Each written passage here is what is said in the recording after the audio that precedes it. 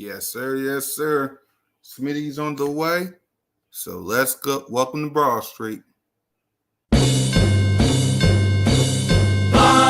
Eagles, fly, on the road to victory. Fly, Eagles, fly, score a touchdown, 1, 2, 3. Hit 'em low, hit 'em high, and watch our Eagles fly. Fly, Eagles, fly, on the road to victory. E-A-G-L-E-S, Eagles!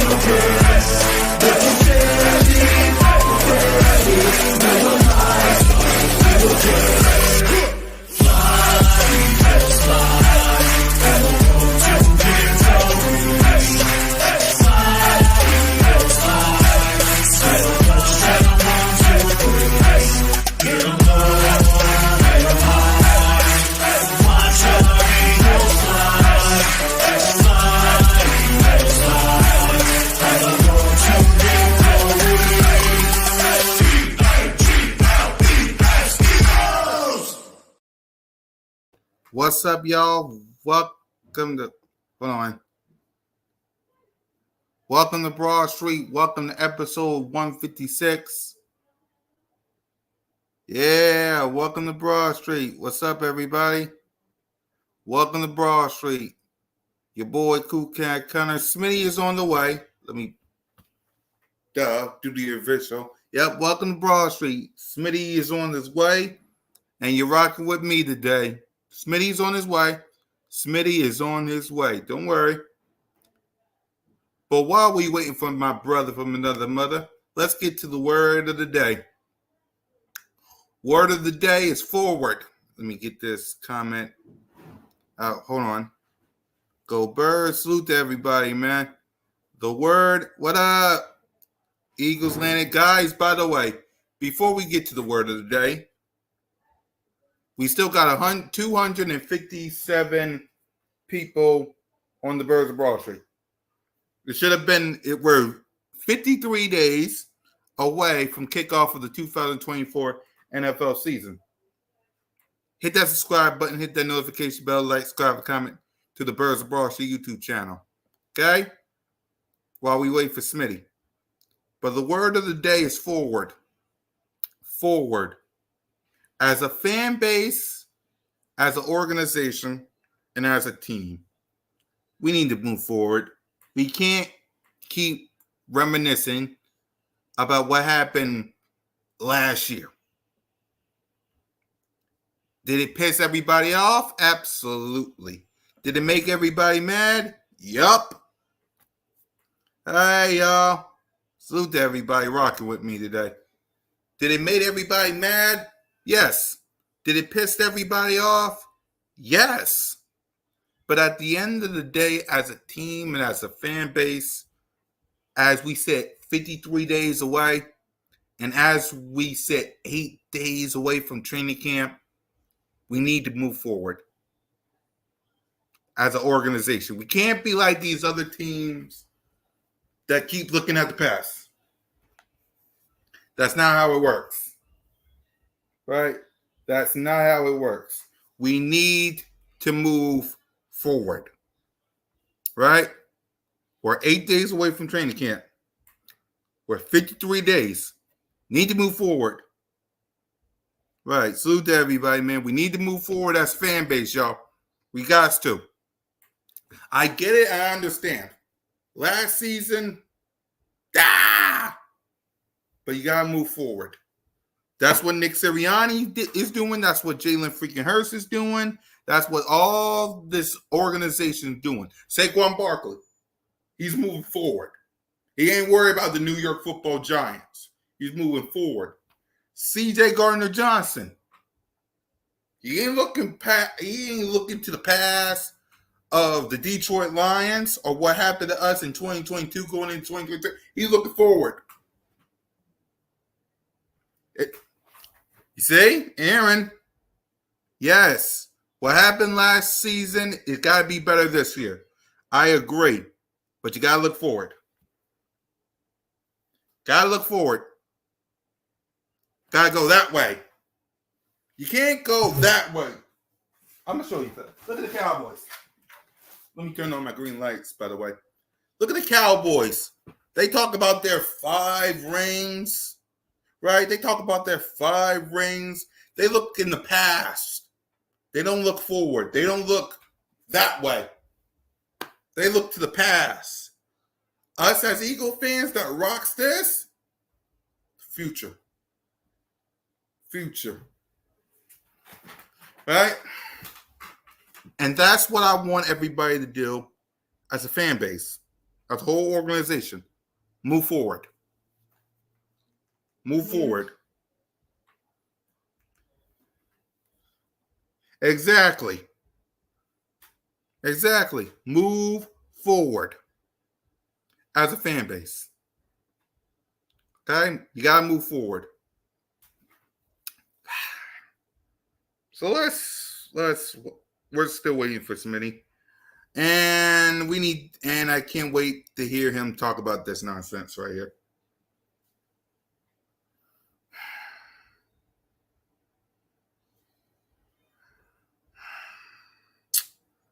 The word of the day is forward. Exactly. We got different coordinators next season. It's going to be interesting. Exactly. That's why you got to move forward. Shane Steichen ain't coming back. All these coordinators that we had last year ain't coming back. Got to move forward. Same thing as these execs, man. Same as these execs. Look at this list.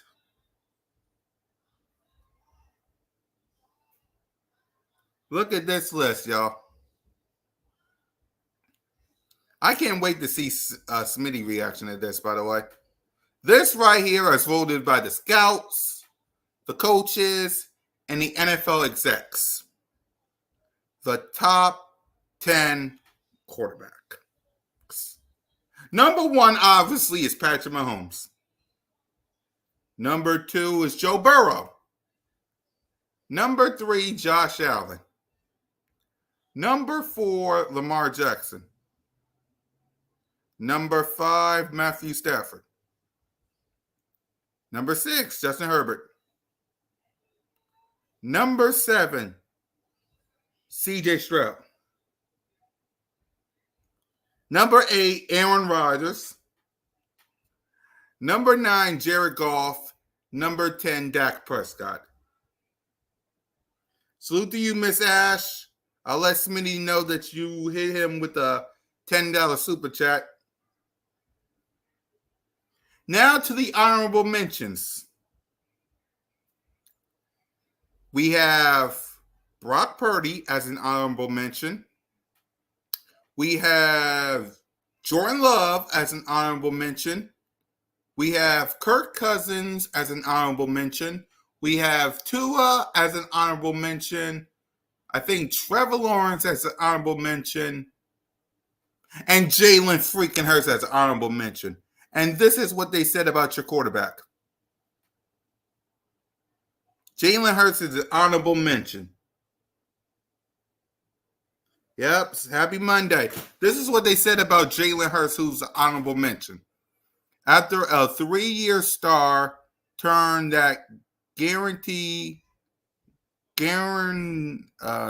garnered a Super Bowl appearance and a $255 million contract, Jalen Hurts played depth in 2023. His QBR ranked fell from 4th, 68.3 to 12, 60.1. His 15 interception was uncharacteristic that his total nearly matched that of his first 3 years combined, 18.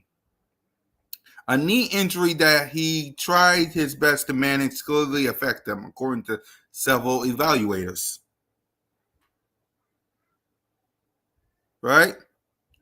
He was playing hurt, an NFC executive said. The Eagles tried to downplay that, but he didn't look right. He wasn't the same runner he was in the past, and passing the ball was tough for him.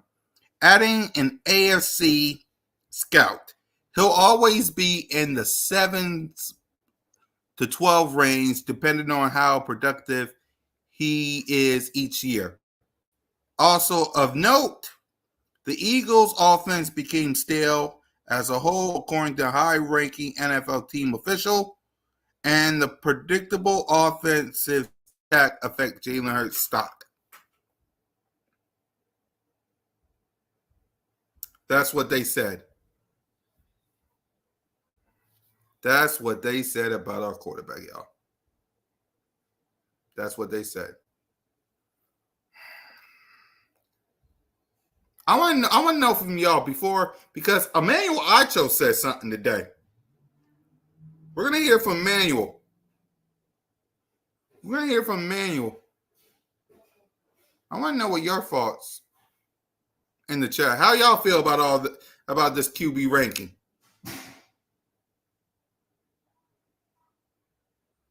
Because in the words of my sister, I think it's bougie. How we feeling? I want to know from my people. How we feeling? Let me get Emmanuel Acho, by the way. Let me get him. Because y'all need to hear this for yourselves. What he had to say. Let's see. Let's get LB. Because he commented on this. Let's get the Emmanuel Acho clip. Okay. How we feeling about that list before we hear Emmanuel?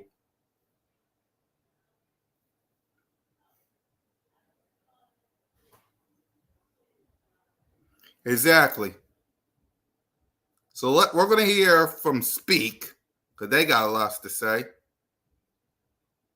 Okay? Let me cover this so I don't get copyrighted. So let's hear from Emmanuel Acho, what he has to say about our quarterback, Jalen freaking Hurts. Hold on. I want y'all to hear this. Y'all ready? Listen to what Emmanuel Acho has to say. But the reason I don't have an issue with this list is very, very, very, very simple. If you look at the quarterbacks that have won a Super Bowl, and the objective of playing the quarterback position is to win a Super Bowl, in the last 15 years, I want you to look at the prototype of statistic of quarterback that's won a Super Bowl. On average, 30 passing touchdowns, James Jones, 1 rushing touchdown. And on average, the winning quarterback who wins the Super Bowl has 174 rushing yards in a season. So if you're looking for a quarterback to win you a Super Bowl, on average, over a 15-year sample size, you're looking for 30 passing touchdowns, 1 rushing touchdown a season, and 174 rushing yards a season. What Jalen Hurts does is incredible. He has 20 passing touchdowns. Obviously, he has those 13 rushing touchdowns, and he rushes for over 700 yards. But what we've realized is it just doesn't necessarily win you a Super Bowl. So if you are creating your list of quarterbacks that you prefer based upon what it takes, historically speaking, to win Super Bowls, then I would want to find quarterbacks that fit the criteria of winning Super Bowls. That is Matthew Stafford. That is Dak Prescott. That isn't a limited 2-year sample size Brock Purdy. That is Jared Goff. That isn't a very limited sample size Jordan. Hold on. Smitty said he coming. Smitty said he coming. Right. He's coming. And besides, the show must go on. He coming. Right. I can't leave y'all hanging. Right. He coming. Right. All right, let's go back and listen to Emmanuel Archer. He coming. But the reason I don't have an issue with this list is very, very, very, very simple. If you look at the quarterbacks that have won a Super Bowl, and the objective of playing the quarterback position is to win a Super Bowl, in the last 15 years, I want you to look at the prototype of statistic of quarterback that's won a Super Bowl. On average, 30 passing touchdowns, James Jones, 1 rushing touchdown. And on average, the winning quarterback who wins the Super Bowl has 174 rushing yards in a season. So if you're looking for a quarterback to win you a Super Bowl, on average, over a 15-year sample size, you're looking for 30 passing touchdowns, 1 rushing touchdown a season, and 174 rushing yards a season. What Jalen Hurts does is incredible. He has 20 passing touchdowns. Obviously, he has those 13 rushing touchdowns, and he rushes for over 700 yards. But what we've realized is it just doesn't necessarily win you a Super Bowl. So if you are creating your list of quarterbacks that you prefer based upon what it takes, historically speaking, to win Super Bowls, then I would want to find quarterbacks that fit the criteria of winning Super Bowls. That is Matthew Stafford. That is Dak Prescott. That isn't a limited 2-year sample size Brock Purdy. That is Jared Goff. That isn't a very limited sample size Jordan Love. It's not to say that what Jalen Hurts does isn't fantastic, but if you are creating your list of best quarterbacks based upon who's the quarterback that looks most like Super Bowl champions look, then Jalen Hurts is not on that list until quarterbacks come along who look like Jalen and play like Jalen and win Super Bowls. Obviously, I don't mean look by skin color. I mean look by style of play. Until the Michael Vick had come along and won a Super Bowl, or the Cam Newton had come along and won a Super Bowl, or the Robert Griffin had come along and won a Super Bowl, or the Tim Tebow had come along and won a Super Bowl, or the Daniel Jones had come along and won a Super Bowl, or the Lamar Jackson had come along and won a Super Bowl, until we see a quarterback play a similar style of ball. What I mean by that is a quarterback who rushes for over 700 yards annually and has 8 to 10 rushing touchdowns annually. Until we see that happen, I am not mad at the person who says, I don't want that quarterback. I'm not mad at them. I might not agree with them, but James, I'm not mad at that person. So that was Emmanuel Acho. That was Emmanuel Acho on what he had to say about Jalen Hurts. That was Emmanuel Acho.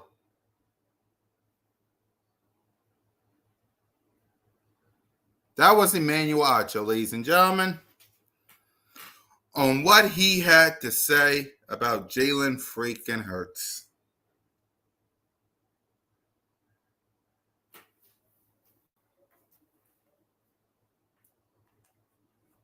The hate is real, y'all. The hate is real. Let's just face facts. They don't like him. They don't like him. They'll never like him. Trust me. I know this for a fact. They don't like him. They don't. They never will.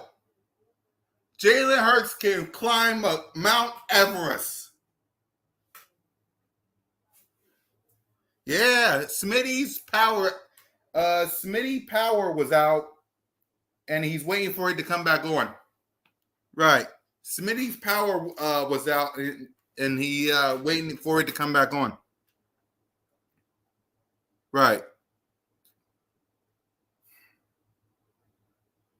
It's like, guys, Jalen Hurts can climb Mount Everest. They will never like the kid. Jalen Hurts could be the first black man on the moon. They will never like the kid. Jalen Hurts can win a Super Bowl. And guess what? They will come right back around. They'll come around and they say, you know what? Yeah, I want to see it again. I want to see it again. I want to see it again. They will never like him. Never.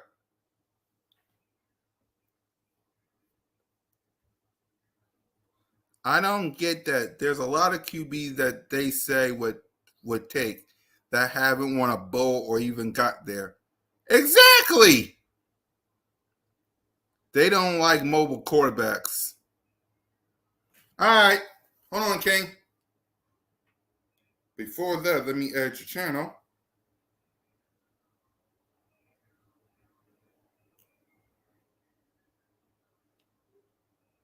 First, yeah, let's bring King in here. Let me send him the link.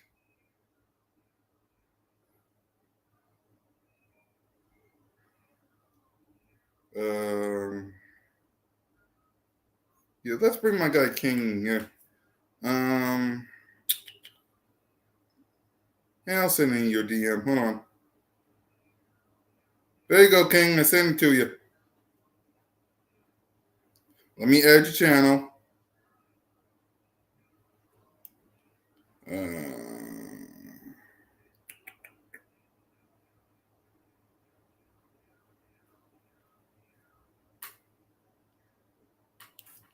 All right. Let me. Bam. All right. What's up to everybody on King DV's channel? Welcome to Broad Street. The word of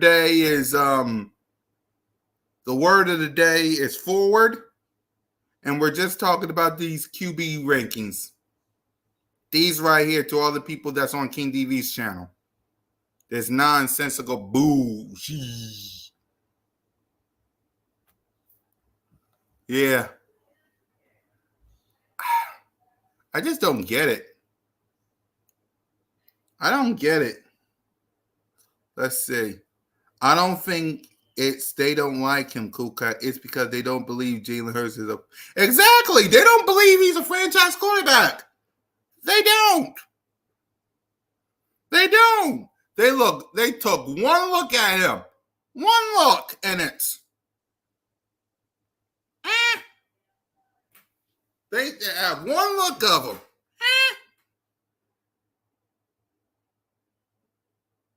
Exactly. That's why there's no winning these arguments.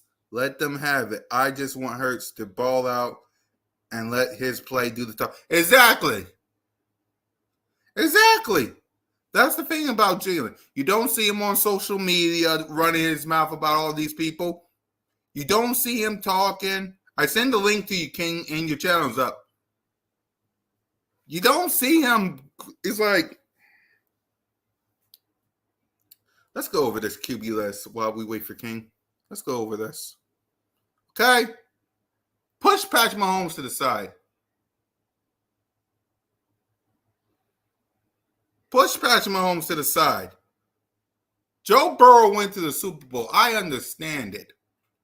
But come on, man. He went to the Super Bowl and he beat Patrick Mahomes. Okay, cool. Yeah, take your time, King. Take your time, King. Take your time. Josh Allen. Lamar Jackson MVP. Take your time. Fine. Matthew Stafford won the Super Bowl. Okay. Just those four. But let's focus on this season. Can someone explain to me what Joe Burrow done?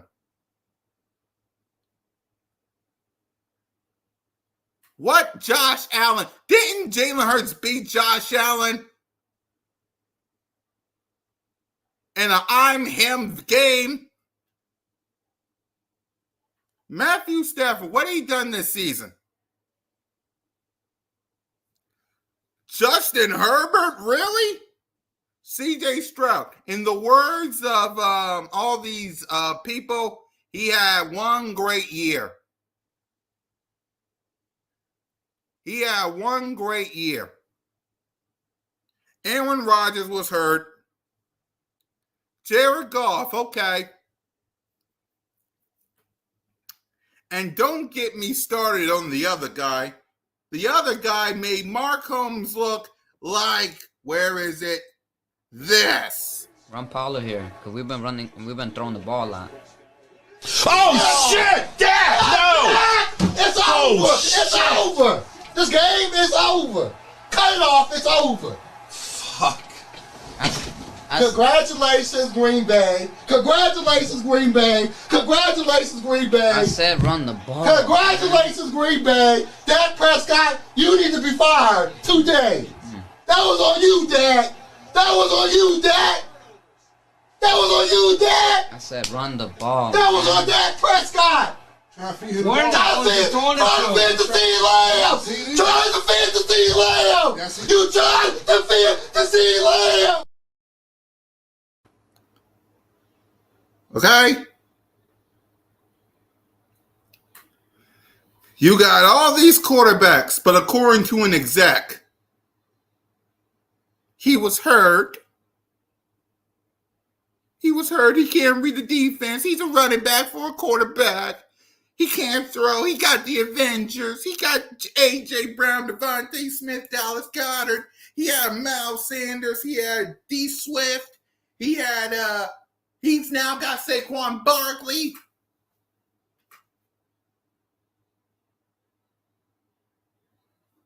It was his fault that we lost the Super Bowl, not the defense. It was his fault.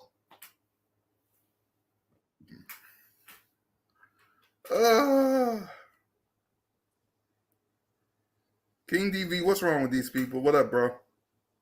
Everything is wrong with them, man. Everything. What's going on, man? What's going on? Welcome to Broad Street, bro. All right, listen. When it comes to Dak Prescott, I don't know why he's on the list. I've been thinking about this all week. Mm-hmm. Dak Prescott does not deserve to be on this list. You know why Dak Prescott don't deserve to be on this list? Yeah. Because he's not a winner. Exactly. I'm sure not a better football player than Jalen Hurts. He's not. Number one. Number two, what's going on, Rob? Yeah. What's going on, Aaron? Number two. By the way, your channel's up. I put your channel up. I heard it. I was trying to get on. Take time. But number two, put up that list again. All right, hold on. Let me set it up. List. So I got time today. Yep. Joe Burrow went to a Super Bowl and lost like Jalen Hurts. Okay, this is possibly the only argument that you really got. You know, besides that, you know, Josh Allen couldn't beat Patrick Mahomes, so he never got to a Super Bowl. He got an MVP, but never got to a Super Bowl. So did Lamar Jackson. And Lamar Jackson's stats in the playoffs don't even look like how it did in the regular season either. Matthew Stafford got a ring. So he should be a little bit higher if you go by accolades, right? I don't even know why Justin Herbert's up there. C.J. Stroud had 1 year. Aaron Rodgers old, and he didn't even play last year, and he's in the top 10. That's crazy. Jared Goff, I think he should be a little bit higher, honestly. I agree with Cam Newton that he's a game manager, but he's probably one of the best, if not the best, game manager in the league. Because you could say Brock Purdy, but Brock Purdy has a lot of weapons. He has Christian McCaffrey. He has Deebo Samuel. He had Brandon Ayuk. I don't even know if he's going to be on the team next year. But, you know, Jared Goff has St. Brown, has two good running backs. But it's not like what they got there in San Fran. So I would say Jared Goff is a better game manager than him. But you know, like I say, and I say this all the time, that our guy should be in the top 3, and he's not number 3. That's where it is with it. He has one bad season, and he's getting all this off-season criticism because that's a hot topic right now. So now everybody's throwing shots at Jalen Hurts because Jalen Hurts did better than your quarterback or your favorite team, or better yet, he broke records in the NFL, franchise records. He broke everything on the losing season. Mind you, a losing season for Jalen Hurts when he's starting the full season and he's getting immaculated with the offense. It's 11-6. It's 11-6. And it's only 11-6 because everything wasn't right on offense with the Philadelphia Eagles. Everything wasn't right. So if you sit up there and say things like Jalen Hurts is not on this list because he can't win or anything like that. So Dak Prescott shouldn't even be on this list. CJ Stroud shouldn't even be on this list. Lamar Jackson shouldn't even be on this list because he hasn't won. He won a playoff game, but he can't stand the test of time against a Patrick Mahomes like Jalen Hurts did. The only person that I can say that you got an argument with is Joe Burrow, and that's because he beat Patrick Mahomes to get to the Super Bowl. Matthew Stafford needs to be higher because he has a ring. Now I won't say that was all on him because they had a great defense that year, the Rams. But overall, I think that it's BS, and we know it's BS. We know it's BS. Yep. What up, Trigger? Y'all can hear me? Yep, we can hear you. What's going on, Trey? What's up, bro? How you been? I'm good. Yep. Yeah. Be talking about this QB list, and then I'm gonna let y'all listen to Emmanuel Acho and react to it. But what's your thoughts on this QB rankings? Trey, as voted by the NFL executive, coaches, and scouts, and what they said about Jalen as an honorary mention. I think this list BS, man. Half of these dudes on this list was hurt last year. Yep. Joe Burrow was hurt. He's in and out for real. Justin Herbert, he was out the whole season. Aaron Rodgers didn't even play a snap last year, and Matthew Stafford was in and out of the lineup. So, I mean, it's really just. It's really just opinion at this point. I feel like Jared Goff should even be higher on this list. He had a phenomenal season last year. A phenomenal season. I feel like he should be higher on it. He should be at least in that top 5. And Jalen Hurts should be somewhere around that 8-ish, 7, 8-ish range. I don't even see how you could put Aaron Rodgers on her. You don't know how he's gonna look when he come back. He missed the whole season. Justin Herbert basically missed the whole season. So, I mean, it's really just like it's basically like how the MVP is all personal opinion and stuff like that. They're not really going on stats with this one. So, I mean, I don't really put too much into this list right here. Mm-hmm. All right. I'm gonna let y'all. So y'all want to know? Y'all want to know what's crazy? Before you play the outro, Joe, you want to know what's crazy? At the end of 2022, heading into the 2023 season, do y'all know what Jalen Hurts was ranked at? I think it was 6 when I heard ESPN. Exactly. But this is the same quarterback they said that outplayed Patrick Mahomes in the Super Bowl. This is the same quarterback that basically had one of the best runs ever, and the best Super Bowl performance ever, and he was ranked number 6. But in the NFL top 100, he was ranked 3rd by his peers that year. So how do you go from 3rd of all your peers of all positions, and then in quarterback rankings you're ranked 6? That don't make sense to me. Exactly. All right, let's hear Emmanuel Acho. Seeing as you guys just came in, we heard it in the chat, but for those of y'all who didn't hear what Emmanuel Acho just said, here's a snippet of reason why he agrees with this list. Here we go. But the reason I don't have an issue with this list is very, very, very, very simple. If you look at the quarterbacks that have won a Super Bowl, and the objective of playing the quarterback position is to win a Super Bowl, in the last 15 years, I want you to look at the prototype of statistic of quarterback that's won a Super Bowl. On average, 30 passing touchdowns, James Jones, 1 rushing touchdown. And on average, the winning quarterback who wins the Super Bowl has 174 rushing yards in a season. So if you're looking for a quarterback to win you a Super Bowl, on average, over a 15-year sample size, you're looking for 30 passing touchdowns, 1 rushing touchdown a season, and 174 rushing yards a season. What Jalen Hurts does is incredible. He has 20 passing touchdowns. Obviously, he has those 13 rushing touchdowns, and he rushes for over 700 yards. But what we've realized is it just doesn't necessarily win you a Super Bowl. So if you are creating your list of quarterbacks that you prefer based upon what it takes, historically speaking, to win Super Bowls, then I would want to find quarterbacks that fit the criteria of winning Super Bowls. That is Matthew Stafford. That is Dak Prescott. That isn't a limited 2-year sample size Brock Purdy. That is Jared Goff. That isn't a very limited sample size Jordan Love. It's not to say that what Jalen Hurts does isn't fantastic, but if you are creating your list of best quarterbacks based upon who's the quarterback that looks most like Super Bowl champions look, then Jalen Hurts is not on that list until quarterbacks come along who look like Jalen and play like Jalen and win Super Bowls. Obviously, I don't mean look by skin color. I mean look by style of play. Until the Michael Vick had come along and won a Super Bowl, or the Cam Newton had come along and won a Super Bowl, or the Rob Griffin had come along and won a Super Bowl, or the Tim Tebow had come along and won a Super Bowl, or the Daniel Jones had come along and won a Super Bowl, or the Lamar Jackson had come along and won a Super Bowl, until we see a quarterback play a similar style of ball. What I mean by that is a quarterback who rushes for over 700 yards annually and has 8 to 10 rushing touchdowns annually. Until we see that happen, I am not mad at the person who says, I don't want that quarterback. I'm not mad at them. I might not agree with them, but James, I'm not mad at that person. So King? oh my god, oh my god. I don't look. Emmanuel Take this Acho, off the like screen.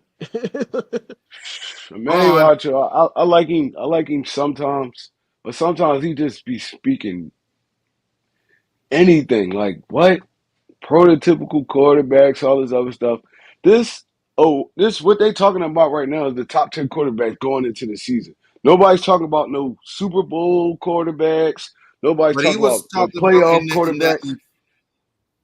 what he was talking about on Speak also. If y'all didn't watch that episode, they was talking about the top 10 quarterbacks, but taking away the AFC, they was talking about the NFC with Matthew Stafford, Jared Goff, Dak, and then the honorable mentions of Brock Purdy and Jordan Love, and Jalen Hurts not on the list. I'm just saying, like, period. Going into the season, even with all the stuff that happened with the Philadelphia Eagles as a team, I feel like Jalen Hurts still played like a top 10 quarterback. To be honest, in my opinion, he still played like it was a couple hiccups. He had more turnovers than he usually have and stuff like that. But the dude still he was basically like still steady. Like he still put up good numbers and everything. But from what Mario Acho is saying right now is not adding up to what the list was about. It's like, all right, you doing personal stuff like, oh, I'd rather have this quarterback. No, we're not going off that. We're not going off that. Top 10 quarterbacks going into the 2024 season. That's what we on. I see a lot of people in the media and stuff like that. They be trying to dog Jalen Hurts now. It's like, oh, okay, he's not allowed to have a subpar season. Like it happens to everybody. It happens to everybody. Once people kind of catch on to what you're doing, it's a little bit harder. Lamar Jackson. Lamar Jackson float through the season every year, and then it get way harder for him in the playoffs. You know why? Because now defense is tightened down. Now they know what you're doing. Now they putting those extra DBs out there, making it a little bit harder for you. You still got the speed over them, but now they boxing you in. They doing stuff like that, and you can't adjust. That's what the Kansas City Chiefs did to him. I seen Jalen Hurts the year before when he went to the Super Bowl adjust to every situation he was in. Every situation, or he tried to take the runaway, I could pass it. Stuff like that. So I don't feel like he's one of those prototypical running quarterbacks that he's talking about. Tim Tebow, Cam Newton, them dudes like that. I don't think Jalen Hurts is that. I just feel like a lot happened with this team and kind of everybody lost their confidence in what was going on. So, I mean, if we're going to play that game, we got to look at the whole team too. But at the end of the day, I still feel like he's a top 10 quarterback. Probably not top 5 right now, but I still feel like he's a top 10 quarterback. King?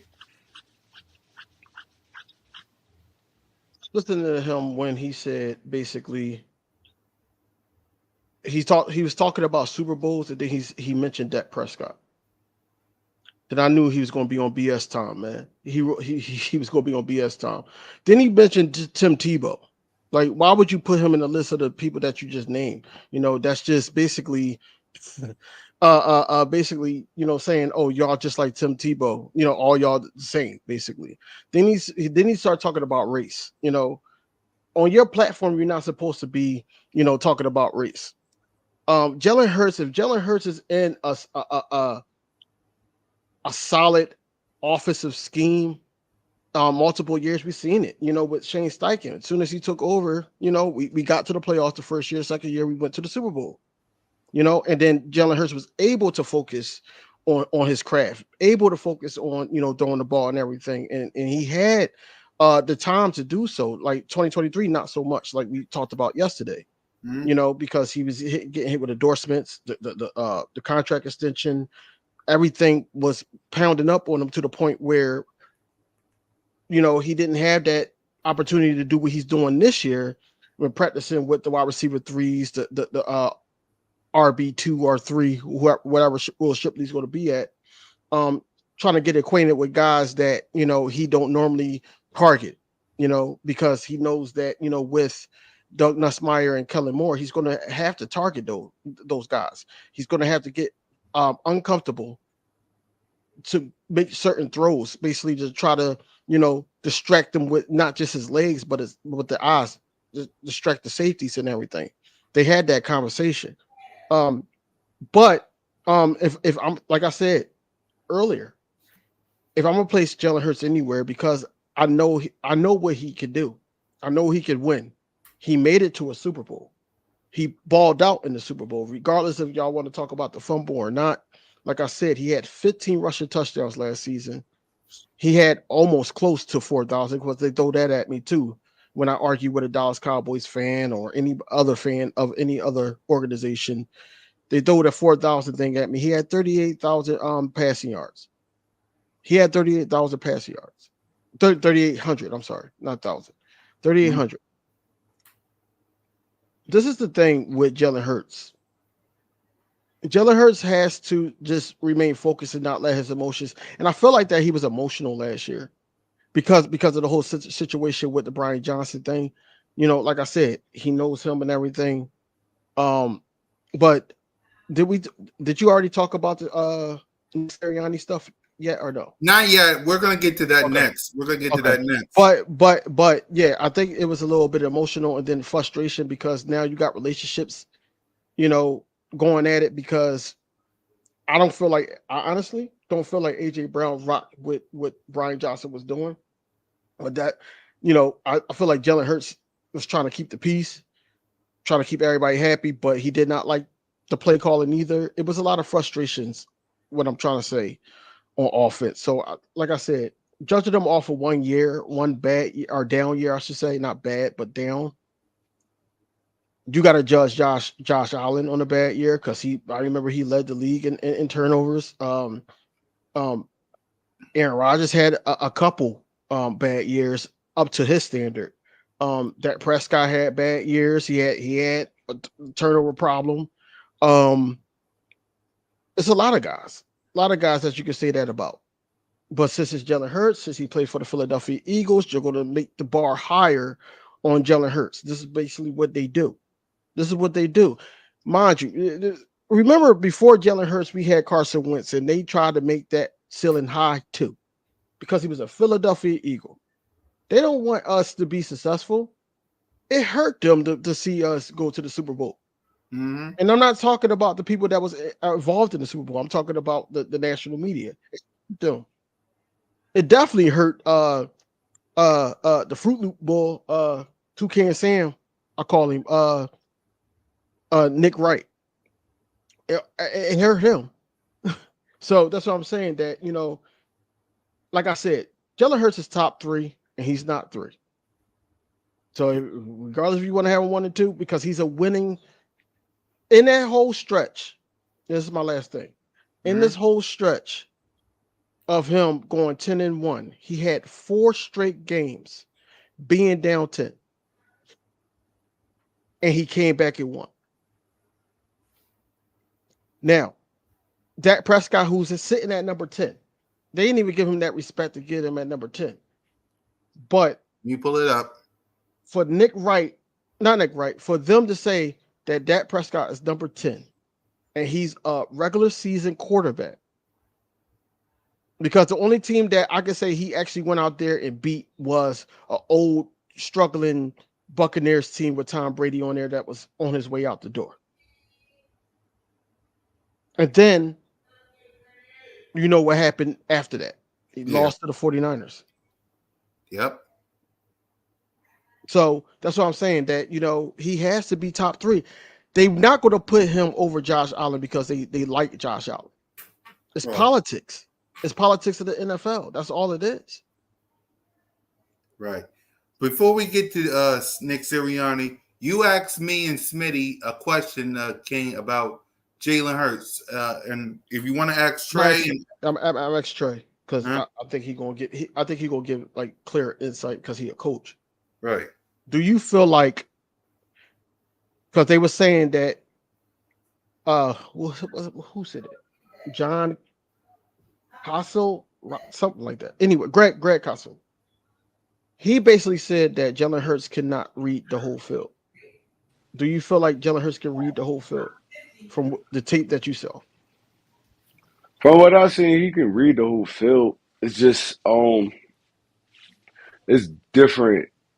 It depends on what the play call is. Some plays are designed to specifically go there. If it's not there, they telling them to take off. But it's not about him reading the whole field. I feel like he can do that. I feel like any quarterback can read the whole field, but can you make every throw? That's a little different. Your coaches game planning, they know your strengths, they know your weaknesses. Maybe they tell them not to. I mean, if that, like I said, if that's not there, you gotta improvise or check it down or something like that. I feel like he can read the whole field. Like these dudes been playing football their whole life. You don't know what a cover 2 look like, cover 2 shell. You don't know what man to man look like.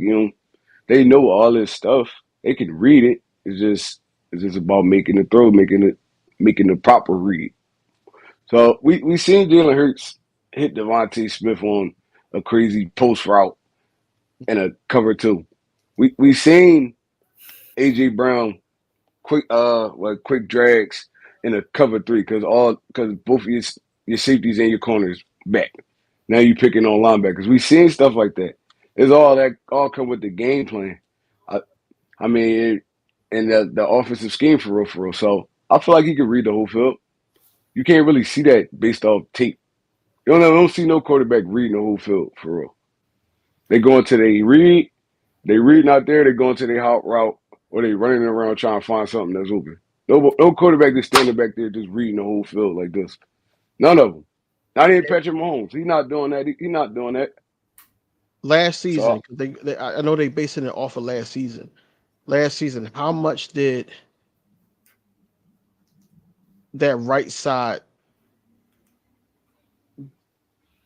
How much did the right side basically deter Jalen Hurts from just staying in the pocket?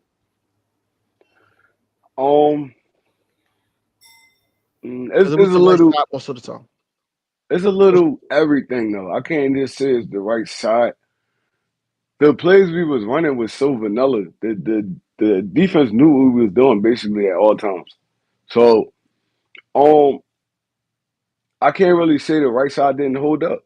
I could say they took away a lot of the reads and he had to hold the Yeah, football a little bit longer. And yeah, they blitz. Jalen Hurts was the most blitzed quarterback last year in the NFL. yeah. Like just all out blitz. Like, oh, all right, we ain't gonna put no safeties back there, nothing. We just gonna straight blitz you. We gonna make you get off your spot, make you uncomfortable. That's coaching right there. You gotta adjust to that. They're not giving them really no hot routes. You got Devontae Smith, AJ Brown, and Goddard. How none of these dudes could get open? And it's Right, man to man. 3 of the best receiving threats in the NFL can't get open. That's coaching. right, right. And they all out blitzing Yeah, you all season. You don't got no answer to it. So yeah, that it wasn't a. I ain't gonna even put that on the offensive line. That was more the coaches thing. Like y'all can't put a game plan. Y'all know they about to do. Y'all know what they doing, and y'all can't stop it. So yeah, I ain't putting that on. I ain't putting that on Hurts or the line. I'm putting that on the coaches. Yeah, because I was going to ask you, can I ask Smitty and King DV this yesterday? If you can choose the coaching staff, Jalen, Nick Sirianni, because the word of the day is 4, so we're talking about this one last time. When it comes to last season, was it the coaching? Was it Nick Sirianni? Was it Jalen? As a coach, Trey, whose fault was it last year? Well, me as a coach, I'm Yeah, blaming myself. right, I'm blaming myself. That's my fault. I'm not blaming my players. right, My players, like we didn't do well of enough job preparing them. I Right. never blame my players. So me thinking as a coach, yeah, but me thinking as a football fan, Right. it was a little bit of everybody. It was a little bit of everybody. The players quit. The coaches didn't have no answers for. I mean, had no. They couldn't motivate the players again once they. I think it started once that Jets game. After that Jets game, all the motivation was out the window. Nobody believed in what they was preaching. None of that. Everybody was doing their own thing. Everybody was just looking out for self. So that's another coaching thing. They couldn't reel their players back in. They don't. Once they don't believe y'all, it's a wrap. So yeah, me like I said, me as a coach, I'm blaming myself. I didn't do a good of enough job to get y'all prepared for these games, and I didn't have no adjustments. I couldn't pick y'all up at halftime. As a coach, that's my fault. Right. Go ahead, Trey. What was your answer yesterday when I asked you that question? King. What?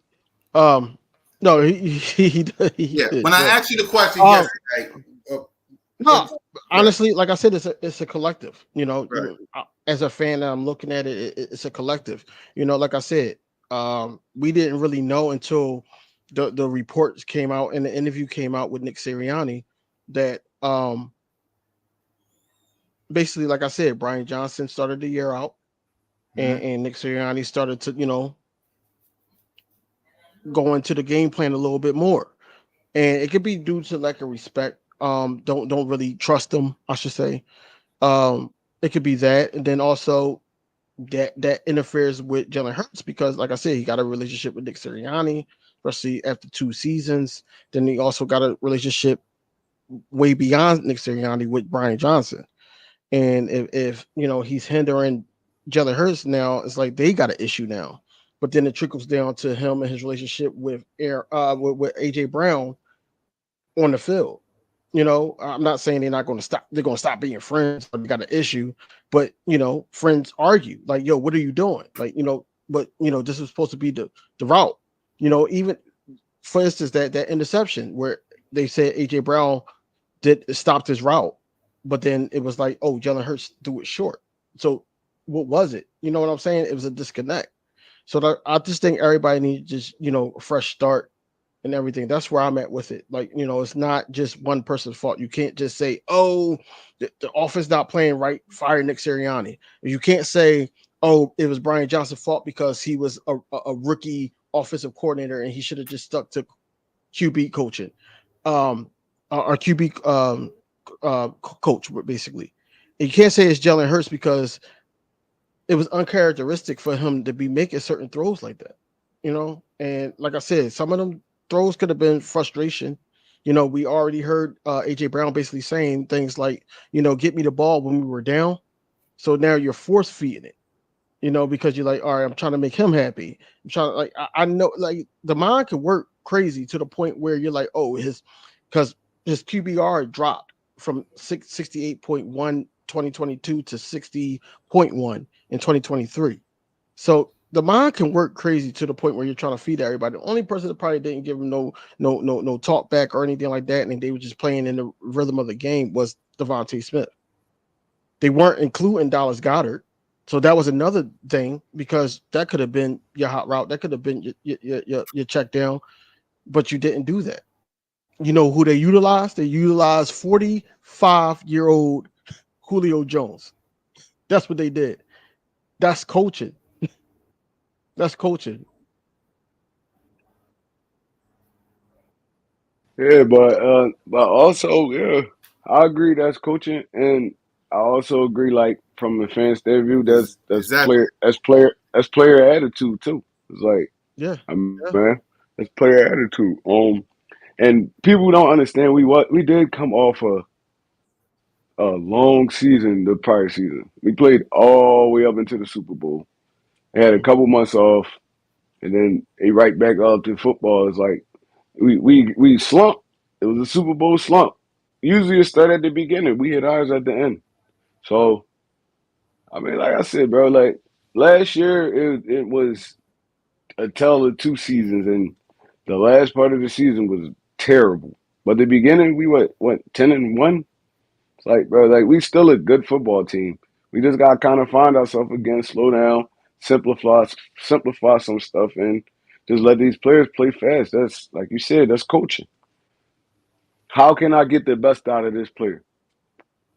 How can I get the Right. best out of this player? Like, And that right there, what you just said, that's the reason why I am more confident this year, because I feel like Kellen Moore, regardless of what he did in Dallas and how they feel, and regardless of what happened last season with an injured Chargers team, I feel like that with him and Doug Nussmeier, I feel like they're going to get Jalen Hurts right back on track, and they're going to make him comfortable being uncomfortable making certain throws. And now you got another threat in Saquon Barkley back there that make a linebacker move. If the linebacker moves, now you can throw right there. You could route somebody right there to throw in that spot to make a play. So that's why I'm real confident in it. It's just all about how much or how quick of a sponge Jalen Hurts is going to be to pick up this type of offense, because the pre-snap motion wasn't there majority of the time of his tenure as a starter as an Eagle. Um, stack receivers wasn't there majority of the time of him as an Eagle. It's a lot of things that it's going to change. That's why he said like 90-95% of the offense changed. right. So that's why he got to get comfortable with it. Now that's the whole thing that I'm anticipating, especially approaching what will be 8 days away from training camp. I'm trying to see how quick he's going to get it. Yep. The That's thing I where it like is. about the thing I like about Kellen Moore is he utilized everybody on his roster. Like every Mhm. playmaker he got, he utilized them. And Dallas, what Noah Brown was like the fifth wide receiver. Dude had like probably like 5, 6 touchdowns that season, Yeah, just based Yep. off people not even worrying about him. So you got John Ross on the team. You got Paris Campbell on the team. Them dudes, they're gonna be kinda playing in the background, but when it's time, they're gonna make big plays. He utilized everybody he has on his roster, running backs, wide receivers, tight ends. You never know who's gonna go off that day. So I think this is gonna be kind of a special year. I mean, it's gonna be days where Saquon Barkley don't even really touch the ball. Kenny Gainwell gonna go off or something like that. It's like, bro, he utilizes everybody on his roster. So I seen it in Dallas. I seen it in with the Chargers, and I feel like he's gonna bring that here too. And this offense is gonna really be high flying. It just everybody just got to get it down pat first. It's gonna take a couple weeks. It ain't gonna come right out the bat. Us just coming out just putting up 30, 40 points. But as we ride through the season and he get his feet wet, I feel like we're gonna be straight. sure. Right. So speaking of training camp, before we get to Nick Sirianni, as we set 8 days out, how we feeling going into training camp? What's our mindset going on? How we feeling about training camp as we set 8 days away? King, we'll start with you. Like I said, I'm just ready for the positional matchups, man. I want to be sure that these guys is the right guys, the right guard position with Mekhi Becton, Tyler Steen, those guys going at it. I want to see who's going to be there. Mekhi Becton played left guard, and he tried to switch him to right guard now. And if he does well there and outbeats Tyler Steen, then I'm not hesitant to have him start. I'm not one of those guys that's like, no, Tyler Steen knows the system and all that, because at the end of the day, we got to make this engine move. On top of that, the wide receiver 3 position, I want to see if Paris Campbell can solidify that. Right now he's the front runner. John Ross, he can open up the field with his speed. Um, but like I said, they're going to wide receiver 3. A lot of people are putting a lot of emphasis on wide receiver 3, but truth be told, I feel like they're going to be like the 5th option. They're going to be like the 5th option, and passing wise for Jalen Hurts, because you got Saquon and you got 1A, 1B, and then you also got Dallas Goddard. That's 4 right there. So you're going to be the 5th option. Um, on the opposite side, you got the slot position. I want to know who's going to be there. Um, and I want to see if one of these rookies, like a Cooper DeJean, I want to see also who they're going to have convert over from cornerback to safety, and Vontae Maddox, and then they was talking about James Bradbury if he's still on the team, playing a little bit of safety before he got hurt. So I want to see who's going to be there. I'm not really sold on Reed Blankenship starting. But he did have his best year with CJ Gardner Johnson beside him. So, if he start, that's cool. I just want him to not play like he did in 2023. But I know he was playing hurt also. That's just the excuse that I could give him. Linebacker. I'm not really too concerned with defensive end, but D line. It's the linebacker position I'm concerned about. And yeah, Devin White, he could be a gem, but he normally plays next to somebody that's also a gem. Whereas though there is uncertainty with Kobe Dean, being honest, just him not being available and everything like that. Then you also got Jeremiah Trotter Jr. You got him. He's a rookie. He got to learn the ropes. He's not going to come in and just automatically beat his pop. Then you also got Zach Bond. Now, Vic Fangio said he sees something in Zach Bond, but we got as fans got to see it. We could go by these reporters. The guy that nobody likes. I forgot. They said it yesterday. ESP. But ESP, you can go by these reporters that's there, but until August 1st, where we be able to see it firsthand, I can't trust Zach Bond. I just can't. We thought he was going to be like a special teams type of guy. But if he could be that guy, like the guy, the linebacker from the Dolphins, where he had him, he's trying to make him. Hey, anything is possible. But as of right now, I think that it's some uncertainty with me with the linebacker position. But I'm just anxious to see everything come together, and that's why when you say we games away from, not games, days away, like 50 something days away from week 1, I'm like, yo, we gotta, put the ingredients in the pot first, mix it up, and make this cake first before we go to week 1. Right. So that's where I'm at with it right now. So that it's a lot of uncertainty on both sides of the ball, but mainly on the defensive side, and that's what I'm dying to see. Come training camp. Yep. Try. You muted. Muted, bro. I agree. I agree. I'm kind of watching the more of the defensive side of the ball. Me watching Vic Fangio, he's one of those guys that kind of like to deploy DBs more. So I wonder how many linebackers we're gonna actually have on the field for real, for real. So Reed Blankenship maybe can be like that linebacker / safety guy that you could drop back and bring up. So, and I only even with Cooper DeJean and the other cornerback we drafted, they don't really got to rush those dudes on the field. We got so many people in the secondary right now.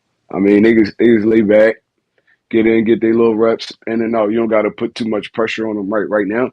Maybe later on in the season, but I feel like overall right now our secondary / linebacker position is a more okay than people think. Like you said, we got Devin White, Brooke Trotter over.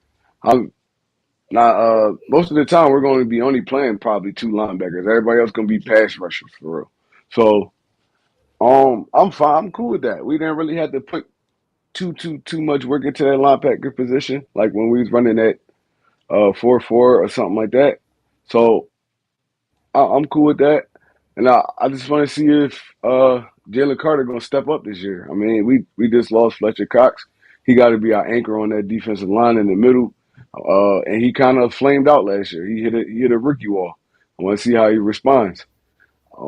Jordan Davis, I want to see how he responds. He's going to be forced to play more, have more playing time this year.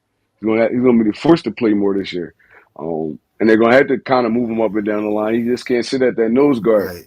So let's go ahead and let's talk about right. So Go ahead, Trey. here's my bold prediction. Oh no, I got a question. I'm gonna make it a question. Uh-huh. Go ahead. How often do Jelix Hunt see the field? Huh? This year, How, yeah, this year. I think little to none for real. I honestly think that he's going to be able to see the field because of Vic Fangio's scheme. Like he used to be a safety, and he converted it to a defensive end. I think he's going to Hmm see the field a little bit more than we thinking. That's where I'm at with it. I think that he's going to see the field. He probably see the field more than Hmm. I don't know. If I had my way, I think he would see the field more than Kelly Ringo. Yeah. You think Jalen Hunt will? Yeah, because who do you got, Trey? Who you got as your right now? If you had to have a starting secondary right now, who you have as your CB2? My cornerback too. I'm putting Bradbury right there. If he didn't convert to safety, That's a I'm putting conversation. Bradbury right there. Cause like I said, Vic run kind of that cover three type. So Bradbury Right, really not gonna be getting cooked for real. He's not gonna be getting forced to play man to man. He's more comfortable in zone. We already knew that. right, We knew that when we brought him over here. right. So I think he'll be one two, Slay one, and kind of it's gonna be a rotation after that. I think Ringo gonna see the field a lot. Rick's gonna see the field a lot because Darius Slay and Bradbury kind of getting older. I don't think they're gonna be ready to do another 17-week season and stuff like that. So I mean, it's gonna be games when they're not in there. So it's gonna be a Ringo, it's gonna be a Ricks, it's gonna be what's the guy name we just drafted, the corner? Quinion Quinion? Mitchell, Cooper Yeah, Young. Quayon Mitchell. We're gonna see a lot of them kind of rotating. Josh But Jobe, you're gonna see a lot of these dudes rotating. Trey, where do you put Isaiah Rogers? Isaiah Rogers is that's gonna be your nickel corner. He gonna start at the nickel. That's what I He said. said I he think said he don't want to Avonte play. Matt. He said he want to play that. It don't matter what he want to play. For real, for real. You gonna play what we tell you to play. Like we want you to play the nickel. That's when you go play it. Where everybody bond said is that shout out to Thomas Mott and Josh. They had him on the show. They had Isaiah Rogers on the show, and he said he basically plays the outside, left or right, but he plays the outside. Quinion Mitchell, when he first got drafted, he said, "I'm ready to play wherever you want me to play." So everybody assumes that okay, it's going to be Isaiah Rogers at QB2, and then it's going to be Quinion Mitchell in the slot. Would you do that? Um, why I wouldn't play him right there because you still got Avonte Maddox. Quinion Mitchell coming in right now, he's not better than Avonte Maddox at that position. Avonte Maddox is, when healthy, one of the top nickel corners in the NFL. So, I mean, he's going to play that safety slash. And also, Gardner Johnson can play that safety slash. So, it's going to be kind of hard for them dudes to just stick right there. I think they're going to be moving all over the place for real. You're going to have moving all over the place depending on the coverage. And the only two that's really gonna stick where they supposed to be at is probably Slay and Bradbury. But everybody else gonna be moving all around. Safety, nickel, linebacker. He just that's how Vic Fangio run his defense. So I think it's gonna be good. It's gonna get a lot of people on the field. Yep. I agree with that. So Nick Sirianni had his not a press conference. He talked It was an today interview. on. It was an interview. Yeah, it was an interview, and I know you talked about him in your video, Smitty. So, what was the things he said? I I am got it. not Smitty. I am not Dang it, Smitty. dang What it, did I King say? D, my dang it, King DV, No, my bad, bro. My bad. so I got it here. So Yeah, thanks, cause I'm talking about internet like crazy. what he was saying. So Yeah. basically, he said he loves his offense. Mm-hmm. But it was difficult to give that up. But he knew it was what was best for the team. But what shocked me about the whole interview was, like I said on record, when they were saying, "Oh, Kellen Moore is here," and then Kellen Moore is taking over the offense. I thought that it was Jeff Lurie and Harry Roseman that was like, "All right, we're going to make this higher." It was actually Nick Sirianni's idea to break in Kellen Moore. I didn't know that at all. So I got a lot of respect for Nick Sirianni now, a lot more respect for him because he knew if it's going to be somebody that's going to take over the office, it has to be somebody that's offensively sound. And he brought in the best candidate. He could have went Cliff Kingsbury. He could have went either route, but he went with Kellen Moore, which I agree. Like out of all them people that we were interviewing, Kellen Moore was the best candidate. Um, but he was just saying that he wanted to make he said Mr. Laurie. So he wanted to make Mr. Laurie proud. He wants um to make sure that he knows that he made the right decision to break him back for this year. Um, he didn't really address too much about the Jalen Hurts situation. He didn't address that. I think he's going to wait until like he's face to face with reporters to do that. No, I Um, think he talked about Jalen Hurts on the CBS. Did he? no, he talked about him. I'm saying he didn't really address like where they stand relationship wise. Right. He didn't really touch on that. Right. To try to just kill that noise. Yeah. Um, but overall, man, like Nick Sirianni just gave us his thoughts on how everything went. He say he know that he was in the hot seat. He's on the hot seat. He's basically put all his cards down, faced up, and we just try to go with a clean slate and focus on this year. And I respect it. I respect it because he effed up, and now he got to go here and what they call him, CEO coach. They call him a CEO coach now.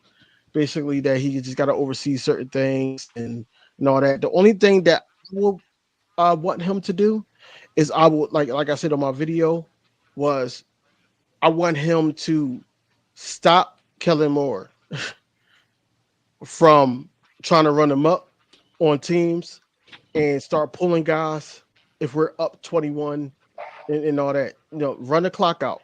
Don't sit up there and try to throw. This is not Dak Prescott. This is not none of that. This is Jalen Hurts. Just run the ball out.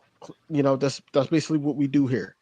So I want him to, when he does try to get little, gunslinging, make sure he knows that hey, this game is going to be in reach if you continue to do that.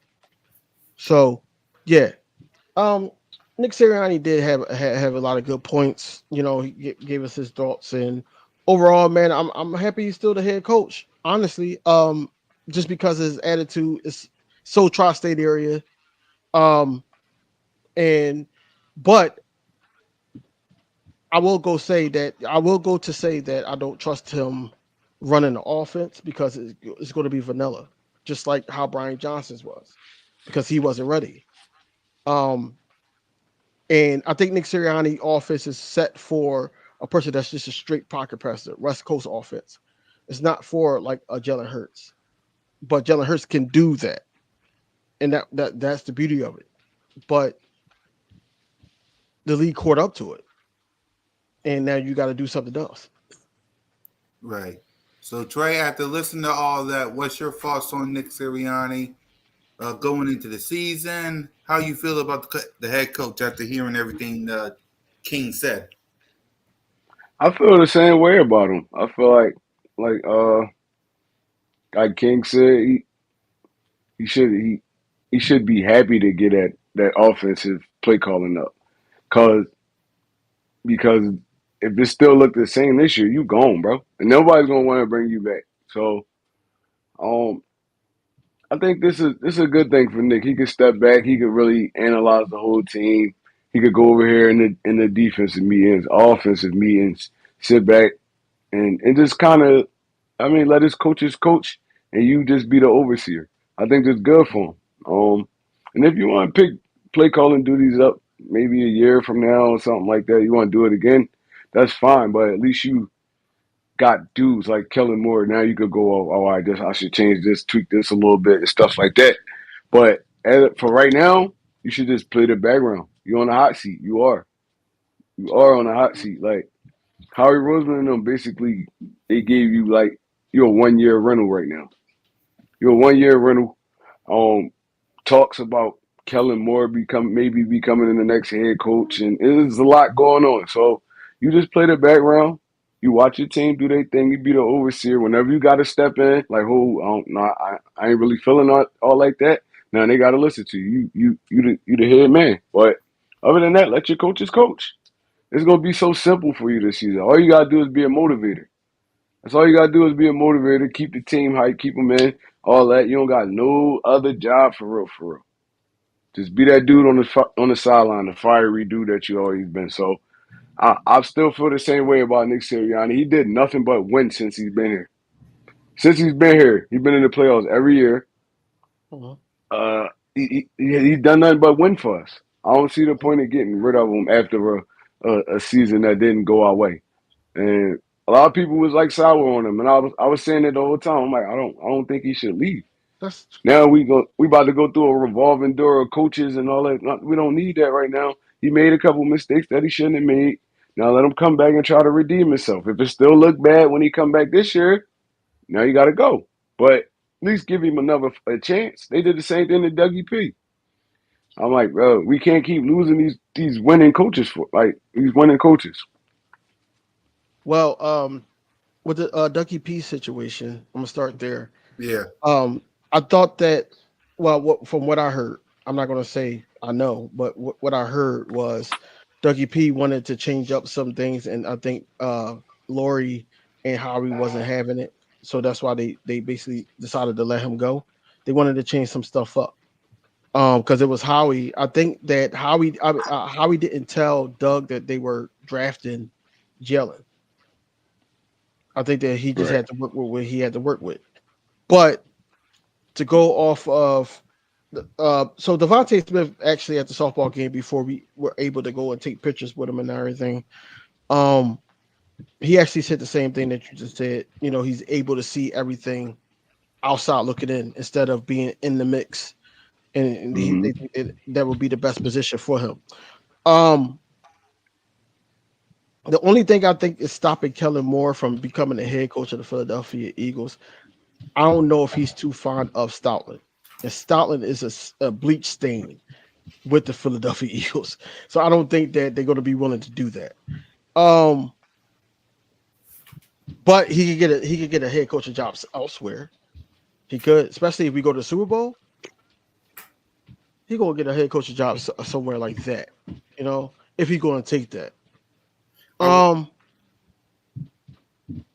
but like Nick Sirianni is I feel like Nick Sirianni is in a good position Great because position, actually. Yeah, in a right, great right. position.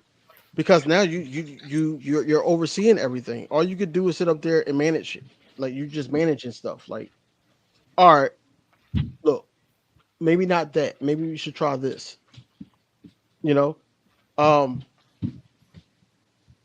one mistake that Nick Sirianni did off the top of my head that he did last year was make that call to switch defensive coordinators. So like that was a bad mistake Yeah. because in the first half of the season we were talking about how um Sean Desai was just adjusting in the second half, especially with the Rams game, Dolphins game, was just adjusting. Um, Matt Patricia, not so much, not so much. He left James Bradbury on the island, and he got cooked by a rookie. You know, the second time he did that was in the playoffs, and he got cooked there too. But that was more effort because he could have tackled him. He could have tackled him, but it was a poor wrap up, and he took it to the house. Mm-hmm. Um, but look, I say it like this: Nick Sirianni, like I said, like it or not, he's still a head coach, and him and Jalen Hurts has the rapport. This is the only consistency he had since he's been a starter in the NFL. So, like it or not, he's still the head coach. I feel like that this is needed for the city. This is needed for the organization.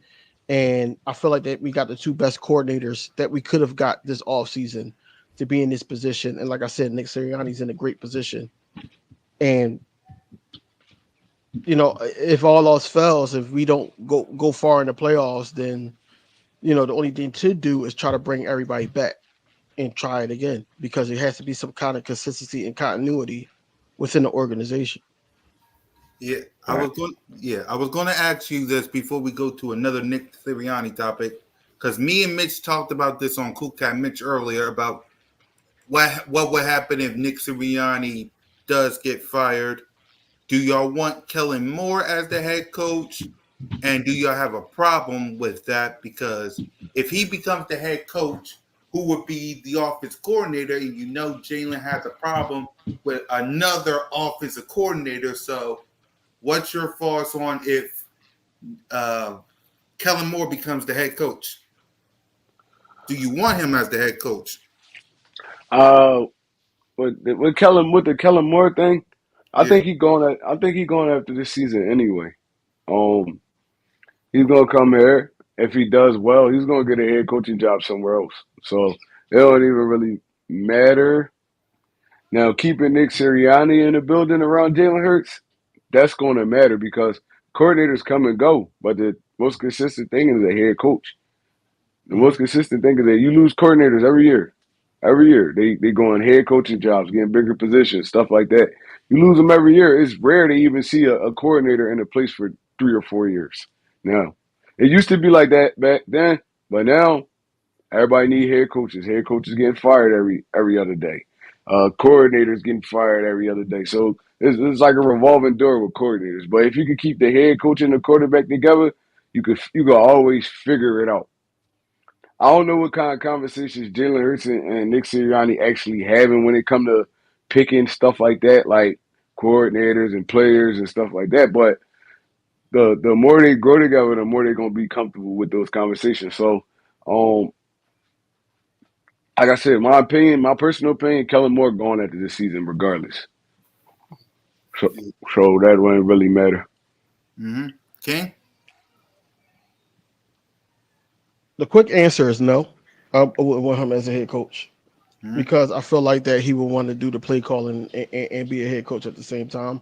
I feel like that we in a good position, just like the Detroit Lions with their head coach. He doesn't call any plays. He allows his coordinators to do what needs to be done. Um, I feel like that Nick Sirianni, like I said, he's the tri-state area. He's that type of guy. He could be Camden, he could be Philly, he could be Delaware. Um, but overall, I just think that Nick Sirianni just can't do play calling. He's not equipped to do play calling, and that's okay. And that's okay. But Kellen Moore as a like I feel like Kellen Moore is that worker that works at the best superstore and he's killing it in sales. And then they're like, "Oh, we need you to be a manager, but is that like a low end store?" Because I say that because he has everything in his arsenal. He has Jalen Hurts. A couple years removed, he was the MVP candidate. You got 1A, 1B, a couple years straight, over 1,000 yards together. Dallas Goddard, arguably top 10, um, or if not top 5 tight end. Um, One of the best still, regardless if we lost Jason Kelsey or not, it's not going to be as great, but you still got a decent offensive line.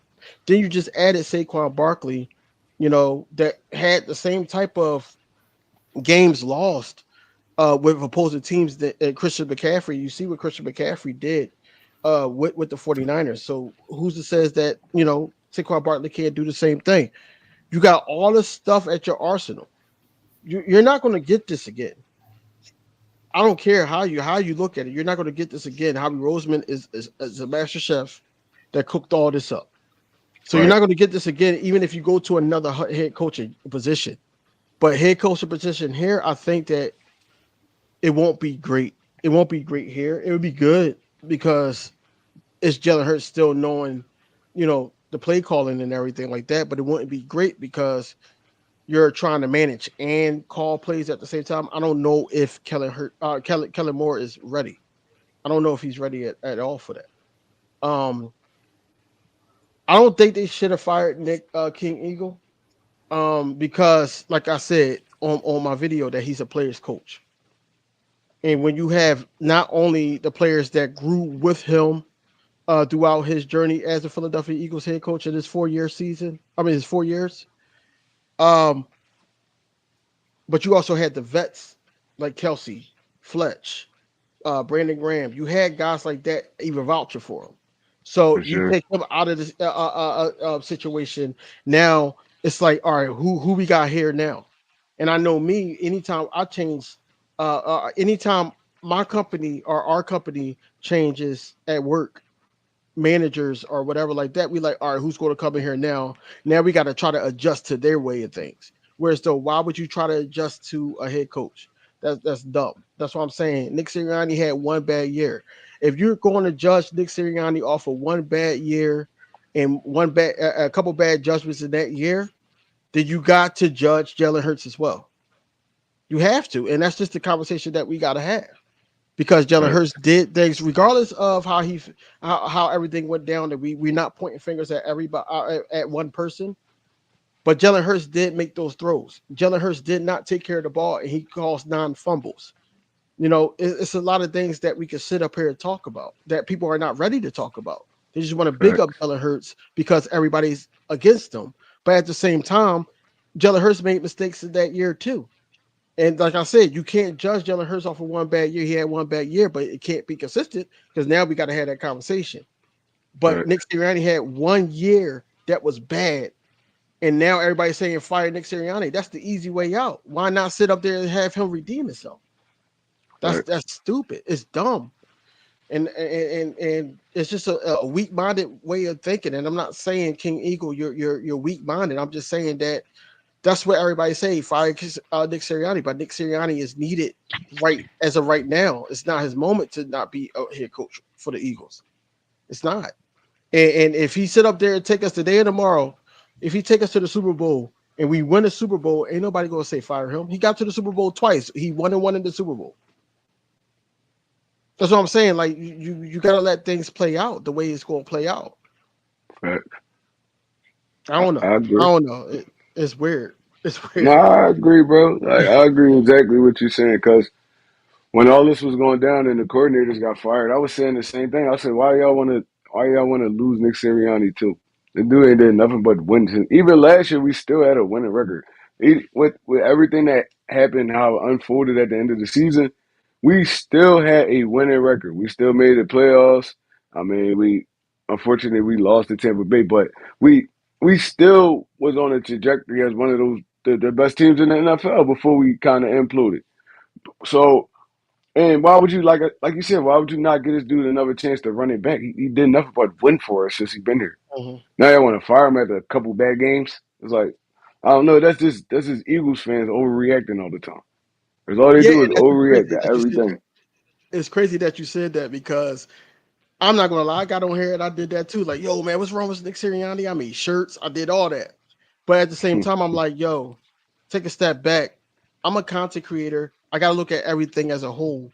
And I'm like, yo, he made mistakes, but if we keep the turnstile going with coaches and coordinators and stuff like that, the numero uno, Jalen Hurts is not going to be able to grow. This offense is not going to be able to grow. Defense is not going to be able to grow. We're not going to be winning like that. We're Facts, talking about Nick Sirianni like he went 5-12 last year. He for went sure. 11-6, regardless of how it happened. He went 11-6. That's what I'm saying. He still had a winning record. We still made the playoffs, even though we lost the first round. We still made the playoffs. So that's what I'm saying. That you got to give him another shot, man. And the certain things that he does is Philly, and they embody it. If we're winning, you don't have a problem with the head coach. But if we're losing, fans has a problem with the head coach because He's the number one reason why we got a problem. You know, he in that interview too. He also said that Brian Johnson was the offensive coordinator. He was the offensive coordinator. Right. All he did was basically, hey, you should do this, you should do that. Or if they went for two, he called that out. He did Right. that. But everything else, Brian Johnson was doing. So why not put that blame on Brian Johnson, who also just got a job? So that's what I'm saying. That teams is not giving up on coordinators that didn't really do much for a team with this much talent. So why should we give up on a head coach that took the team to the Super Bowl, have a winning record, has that connection with a Jalen Hurts, the wide receivers, vets that's going to come back and help these young guys like a Jalen Carter and Jordan Davis. Like, why are we giving that up? Because Right. like who else are we gonna get? Who else are we gonna get? Who else are we gonna get? It, I know you're not thinking we're gonna get Bill Belichick because y'all not gonna like him here. I'll tell you that now. You're not. Yeah. Let's see. King says when you have to hire Big Hot Dom to basically be his babysitter, and by keeping Nick Sirianni, we are going to be going to an offensive coordinator rotative door, and Jalen has never really endorsed Nick. I'm not gonna say he never endorsed him. He said a lot of good stuff about Nick Sirianni. He just don't say what y'all want him to say. I want him to. Right. And Jalen Hurts don't say that about nobody though. So he's like, he don't say that about nobody. Even when he talking about like AJ Brown or Devontae Smith, one of those dudes. Yeah, we do what we need. His answers always been vanilla. They always been vanilla. He didn't say nothing good about Nick Sirianni. Okay, I don't know what personal conversations they have. Maybe you don't want to put that kind of stuff out there. Like, Jalen, like I said, since he came in the league, when did you ever hear Jalen Hurts talk bad or even kind of good about anybody?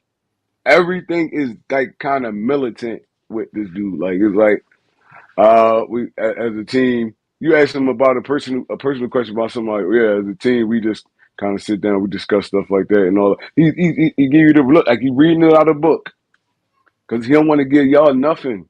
So I'm pretty sure, like, I ain't even gonna lie to y'all. I'm pretty sure if it got that bad, Jalen Hurts got enough of a voice in that front office and all that. They get Nick Sirianni out of here if it was that bad, because he basically got Brian Johnson out of here.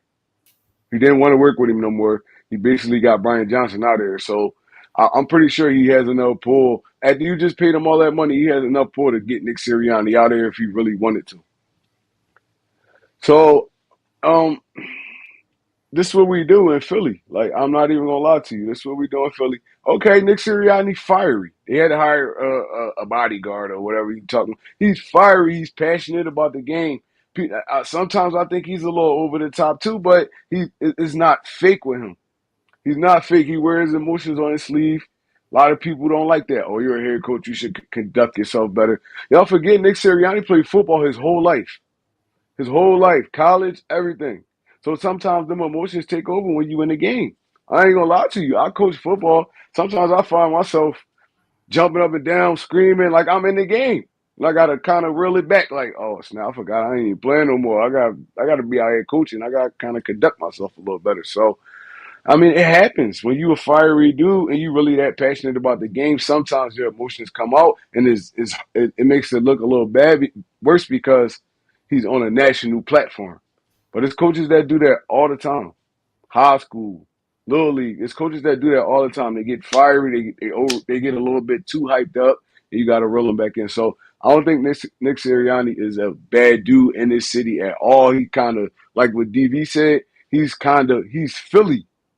He's Mm-hmm. Philly. Like Yep. he's fiery, passionate. He He wanted as wears much as 76ers gear and Phillies up gear. he wanted just as much as we do. So They don't see that. the whole thing about Jalen Hurts not endorsing Nick Sirianni, I feel like that he answered the best way he could, not to even feed into the reporters. I think that they try to put him in an uncomfortable position.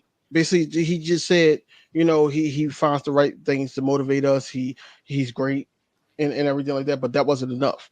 They wanted him to be like, we're not focusing on that. They want him to be a machine, basically. Say this, say the right things, you know.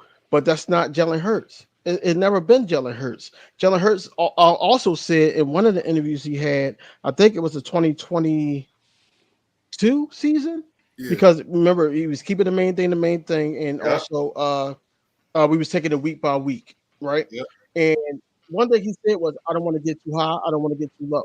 Yeah. And Yep. that was his mindset. And then everybody that the 52 men that was on the roster was following that whole mindset. So it was good in 2022 because we made it to the Super Bowl.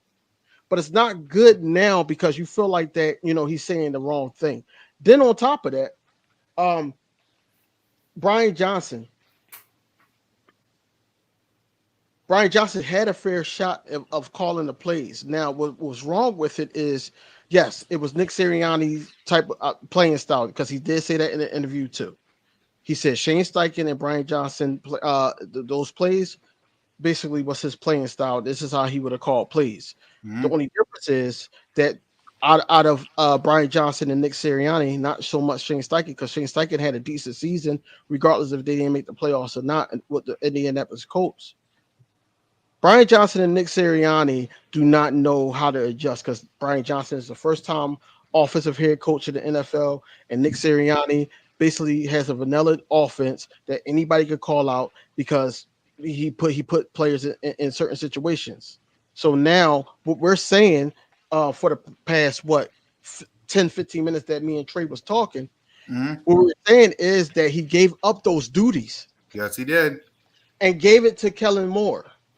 He did the same thing in So 2022 as well. Sorry, King. He did the no, no, no, same no, thing. no, no, Yep, no, in no, no, no, no, no, no, 2022. no, no, no, no, no, no, no, no, no. He did it in 2021 half season. Yeah, there you go. Yep. Uh-huh. My bad. He did 20, it then, and But that's how we you made the really playoffs. seen it. You really seen it blossom in 2022 when Yeah, with yeah, Steichen there. You yep. yeah, really seen yeah. it blossom. But you're right. He gave him up halfway through the season. Yep, you're right. Halfway through the Right, season, right. because we got to Yep. remember Yep. that year we were saying run the damn ball, and then Yes. that's when we start running the ball, and then we Yep. we edge our way to the damn playoffs. Yeah. But anyway, Jalen Hurts and Nick Sirianni has a bond.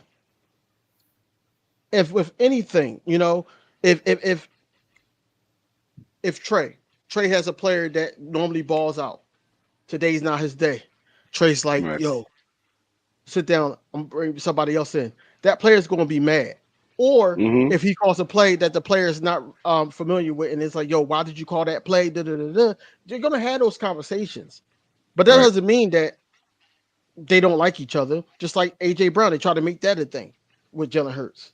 You know, it doesn't mean I argue with my closest friends on the basketball court all the time, because I'm like, yo, you sat up there and did a spin and a figure roll. You could have just laid it up. Like, yo, get back on defense. Like, I'm sitting here, that type of player. And Right. he was like, well, I scored, and I'm like, so what? Like, get back on defense, because now they coming down court, and you're now it's a 4-on-5. Right.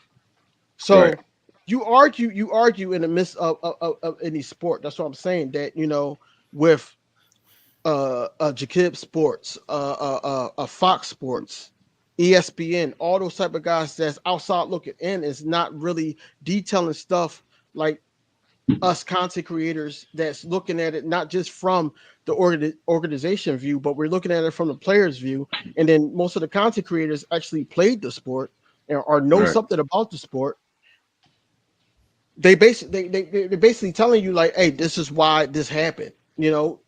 Of course, like I said, myself included, fans is going to sit up there and jump like, "Yo, get Nick Sirianni out of here." Brian Johnson don't know anything. Why Matt Patricia, defensive coordinator, get him out of here? It's easy to say that because we're not making the call. But when it comes to like a Nick Sirianni is that guy that's going to motivate the other guys. Like I said, you cannot sit up there and say fire Nick Sirianni if a Fletcher Cox cursed out a reporter over Nick Sirianni. Jason Kelsey said he loves Nick Sirianni. Hassan Reddick said he loves Nick Sirianni. Hassan Reddick had an issue with the coordinators. He didn't have an issue with Nick Sirianni. Right. Nick Sirianni is a player's coach. You want to keep that there, just like the coach in Detroit. He's a player's coach because he played the game. Facts. You keep him there and let the coaches or the coordinators coach both sides, and then you just monitor everything. So why not give him that chance if he's a winning coach? Do you think Jalen Hurts is a little mad at Nick Sirianni for how he scapegoat Brian Johnson? No, No. no. I didn't scapegoat him though.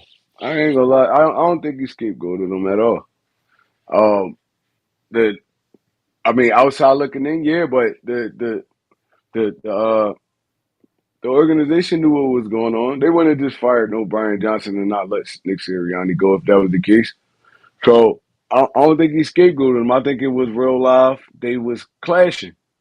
They was clashing like the play. We all saw it. If you watched the Eagles game, you knew what was coming next. You knew Yeah. what was coming next. Like Yep. every time, oh, they gonna run this slant, try to run this RPO, it's not gonna work. It was like they was running goddamn like 3, 4, 5 plays the whole game. So it's like that's not scapegoating. That's not scapegoat. He actually was terrible at what he was doing. Mhm. So I mean, like, look, y'all can say what y'all want, man. Nick Sirianni is he a, this boy. He a genius. I'm telling you. He a The genius. one thing, He probably don't got the one thing, Hold on. I want to offensive say. stuff down pat. I want uh-uh. to. Yeah. I want to say this about King Eagle. Do you want to know what his record is as a starter as the head coach of the Philadelphia Eagles? It's the same record as Jalen freaking Hurts, 34-17. Go ahead, Three King. So playoff, you said, 3 playoff appearances, Yep. yeah, 3 straight. Yep. yeah. Remember that. So you saying that he called Brian Johnson plays and not his own?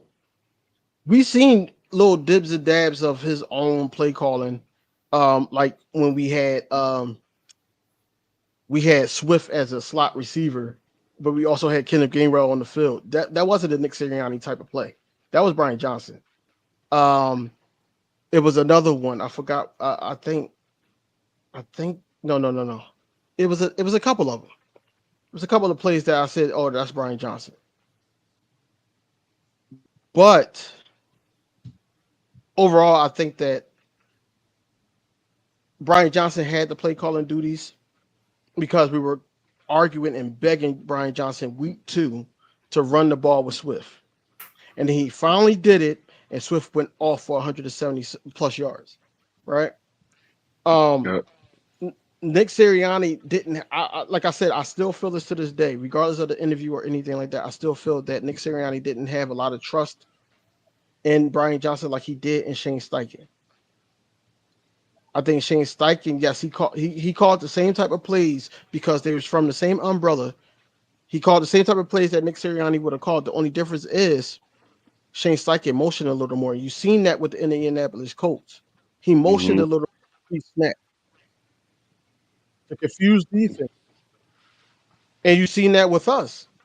It was a lot more movement. It wasn't as much movement as Kellen Moore's offense, but it was a lot more movement than Nick Sirianni. Nick Sirianni, it was just stagnant. It was vanilla. You already knew it was going to be a quarterback keeper. You already knew it was going to be an RPO. You already knew that all you got to do is rush them and blitz them, and basically the line would cave. You knew a Right, lot of stuff in 2023 that you didn't know in 2022. right, So now you got Kellen Moore that's going to trick the offense, trick the defense. I mean, and then also you got the offensive line, and a lot of people are sleeping on Cam Jerkins. Cam Jerkins is going to be a beast. He's not going to be Kelsey. Nobody's going to replace Kelsey, but he's going to be a beast. He's going to be a beast. It was times when Cam Jerkins got into the game, I didn't even see a difference. I didn't even see a difference because he was learning from Kelsey. You don't I think that agree. guy was a sponge? But I anyway, agree. back to the coaching. I feel like Brian Johnson wasn't a scapegoat because somehow, some way, Brian Johnson still got a job elsewhere. Nick Sirianni having a job, he's not the scapegoat. I mean, he wasn't the scapegoat because Nick Sirianni kept his job. He was able to come with a plan to Jeff Lurie and Howie Roseman to see, okay, what can he do better? And they respected it. and they kept him for another year. Like Right. Trey said, this is basically a rental. If you mess up, you out. But if you get far enough to go back to the Super Bowl and everything like that, you might get another shot. But if you win Mm-hmm. the Super Bowl, oh yeah, we extended you. This is the 4th year as an Eagles head coach. That's what I'm saying. Like, you know how many years that Bill Belichick was the head coach and of the Patriots, or how many years Andy Reid was the head coach of the Kansas City Chiefs. That's what I'm saying. Like, if you keep rotating guys and we just keep saying get him out of here because of a bad season, then we're always going to have those type of seasons because now the players got to get familiar with the scheme again. They got to get Right. familiar with a voice again. It's so much to go on with this. I'm not saying that you're not right to your own opinion, King Eagle. What I'm saying is they hired him back, and we're just giving out points of why they hired him back or why they think he's the guy. And right now, this argument is not going to change the fact that he's still the head coach of the Philadelphia Eagles. Right. Exactly. And also, look at what they talked about on Speak along with that. They was talking about the head coaching rankings. And as you can see, you got Andy Reid number 1, Sean McVay number 2, Kyle Shanahan number 3, John Harbaugh number 4, Matt LaFleur number 5, Mike Tomlin 6, Jim Harbaugh 7, Dan Campbell 8, Sean McDermott 9, Kevin Stefanski 10, Mike McDaniel 11, Kevin O'Connell 12, D'Amico Ryan 13, Zach Taylor 14, and Nick Sirianni 15. Hold on, Mm. wait. Hold on, let me count real quick. I feel like that's horrible, Will. That's horrible. Yeah. It is 1, 2, 3, 4, We talking 5, about 6, Kevin Stefanski. What did Cleveland 7, actually do? 8, 9, 10. What did Cleveland So actually do? What did Buffalo actually do this year?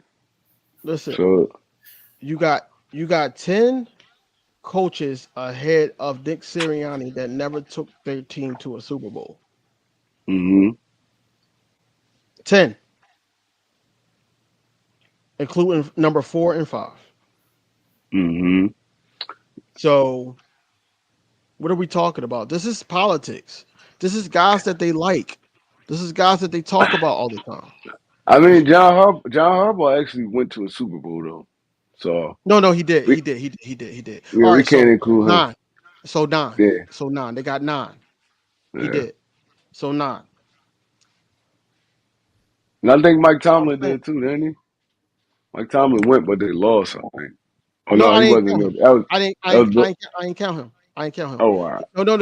No. Mike Tomlin did get it. No. That wasn't Mike Tomlin. That was the other And, coach. and then actually, Jim Harbaugh went to the Super Bowl too. He beat his brother in it. I mean, he lost to his brother in there. So it's a That lot was of on San Super Fran. Bowl. Yeah, that's when So when 8. he was in San Fran. Yep. All right, so 8. So 8. Because I forgot he was in San Fran, then he went to college, and then he came back. Got Yeah, you. then he came back. Yep. So yeah. So yeah. So all right, 8. So he should still be in the top 10. No, for sure. Should definitely be in the top 10. The fact Especially that over like Zach Taylor. I mean, D'Amico Ryans did it for 1 year. Kevin O'Connell, they got him up there at 12. What did Minnesota do the whole time he been there? I don't think they made a playoffs yet. Mike McDaniels, okay, they got the little high flying offense, and Cleveland coach did nothing at all to be right there at number 10. So I don't get it, but okay. like with Nick Sirianni for his stint with the Philadelphia Eagles, the winning percentage is there. We I'll be made it right to a back, y'all. Super Keep Bowl. talking. I'll be right back. We made it to a Super Bowl. Matt LaFleur didn't. Dan Campbell didn't. Sean McDermott didn't. Kevin Stefanski didn't. My Daniels didn't. There's a lot of guys that didn't. D'Amico Ryans, he did it like you said 1 year. Zach Taylor didn't. Kevin O'Connell didn't. So he should be in that top 10, and he's just 2 years removed from a Super Bowl appearance. That's Actually, what I I'm think saying. Zach Taylor. I think Zach Taylor actually went to Super Bowl too, though. With who Didn't he? though? With Cincinnati when they lost to Oh yeah, he Kansas was there. City. He was there. He Yeah, was. No, no, no, no, no, yeah. no, no, no, no, That no, no, wasn't no, him. no, no. No. I'm saying he didn't lose to Kansas City. No, no, not lose the kid. They lost to the Rams.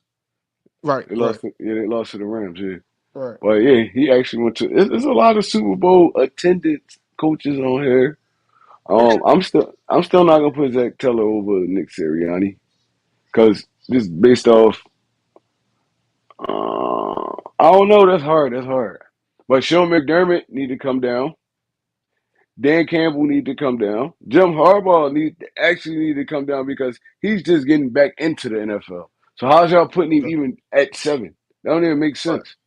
The dude right. ain't even play a snap in the NFL since like 2020, like it was like 2016, 2017. No, it probably was even before that. It probably like 2013 or something like that.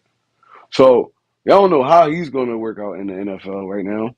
So how do y'all got all these dudes over Nick Sirianni? That don't even make sense. I'm gonna just say this, King Inko. I love the fact that you are staying consistent in your argument. Um, but all I'm gonna say is this: like I said, Nick Sirianni, when he gave up play calling, we went to the we never missed the playoffs. Ever. And then on top of that, we made it to a Super Bowl. Just last not what a year ago, we're a year away from a Yeah, Super. yeah, 2 years removed. 2 years just And, moved, and yeah. yeah. And Dan Campbell, yes, he had an opportunity to try to make it to the playoffs because he went to the NFC Championship last year, but he didn't do it. Hmm. The only That's people that wild. you can say on this list is the Harbaugh brothers, Kyle Shanahan, Sean McVay, Andy Reid, Mike Tomlin. I'm You can argue Zach Taylor, but I don't think anybody in that top 15, other than the names I just named, is better than Nick Sirianni. Me neither. And the crazy part is, you see the bottom half of that list, that's all Super Bowl coaches. Yeah, Doug 16, Peterson, Mike 17, McCarthy, 16, 17, 18, 19. Yep, Shane yep. Steichen, the only one. And Dan Quinn actually went to a Super Bowl too. So it's like, bro, I He don't, was in the Super Bowl with the Falcons. yep. Yeah, he was. He was their head coach. Oh no, he wasn't the head coach. I think he was the defensive coordinator. What's his name was the head coach? The one that Kyle Shanahan was the head coach, I think. Right. Yeah. But Sean Payton has a Super Bowl. Mike McCarthy, Doug Peterson, um, Dan Quinn fourth almost had one. So y'all putting these coaches over dudes, and the craziest one is Jim Harbaugh because he didn't even he didn't even call a snap in the NFL yet. Y'all putting him at 7. He been out of the NFL for like 6 years. But King, this was a safe Nick Sirianni. All right, I'm gonna be honest with you. Nick Sirianni, when he first got hired, he was a safe hire. Hmm. I feel like he was a safe hire because at the end of the day, he wanted to be head coach. He's one of those guys like, okay, I'm gonna let you do what you want to do. We already You stated he mess was in the Super Bowl before, but he hasn't been in the NFL for like 7 years. right. So If Nick Sirianni mess up, like I said, oh well, like what happened, not like I said, but like what happened, they basically was like, all right, well, what's your plan? Give me your plan. If we don't mess with your plan, you out of here. But if not, if we do, then we can move forward. They can we? liked they liked his presentation. They liked all that, right? Um, his play calling does suck. Not disagreeing with you there, but he said it on record on the interview, and it's still you can look it up. He basically said that he was the person that stepped aside, and he was the person that set up there and said, "Okay, Kellen Moore is the man for the job. Break him in." That's basically what he said out his mouth to John McMullen. So that's what I'm saying. That you gotta condemn him for that.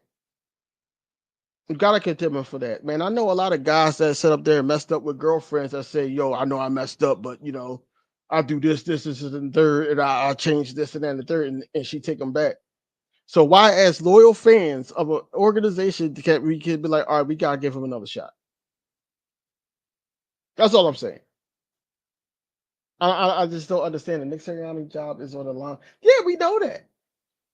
We know that. We're not Yeah, disagreeing we with that. already stated that though. King Eagle. We said But this like a rental year for him. So I mean, we already stated that, but I don't feel like how y'all be trying to give Nick Sirianni all this bad slack. I don't think he is deserved. Like I said, the dude ain't did nothing but win since he been in the Eagles organization. He ain't did nothing but win.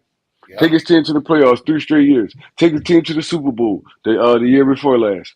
Um, take his team to the playoffs last year. It's like, bro, he's winning.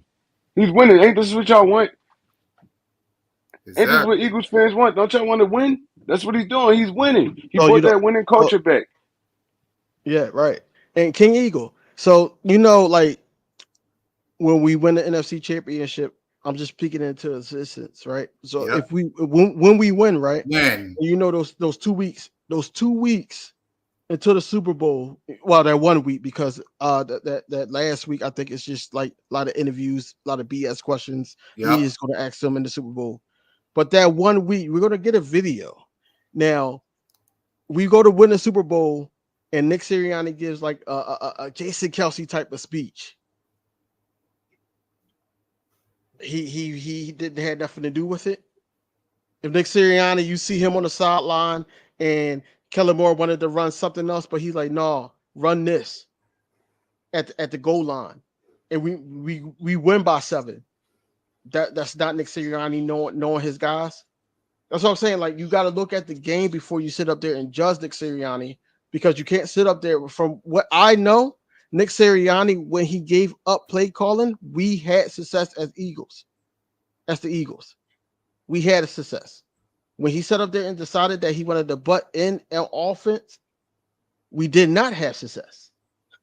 So if he's giving up the offense and he's giving up an offense to a way better offensive coordinator,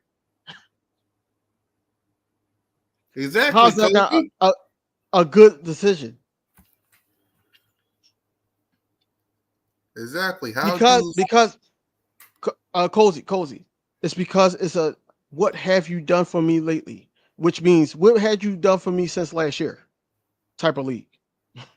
That's what it is. It's politics. It's politics. It didn't. That's number one. Number two, and I sound like Biden when I do that. Number two is it's the Philadelphia Eagles. Yep. That we don't like us, and no one likes us, and we don't We care. don't That's care. not just a song. It's It's a not way just of a life. song.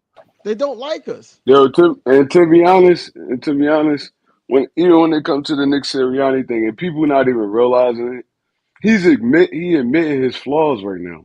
Him stepping back and letting Kellen Moore run that offense. He admitting that he can't.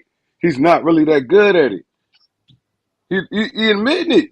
He probably came with a plan, but he's like, all right, it ain't working. So I mean, usually head coaches get fired over stuff like this, trying to go out on their sword and all that. At least he man enough to admit, like, oh, I don't really got this right now. I could focus on other places, and I just bring somebody in to focus on this.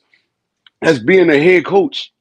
Y'all want head coaches that call offense. Oh, he can't call off. Every head coach don't call offense. Dan Campbell was a defensive player. I mean, he was a tight end, and he coaches defense. He don't call nothing. He don't got nothing to do with that offense. King, A king, lot of these king. winning coaches don't got nothing to do with their offense. Bill Belichick never had nothing to do with his offense. Never.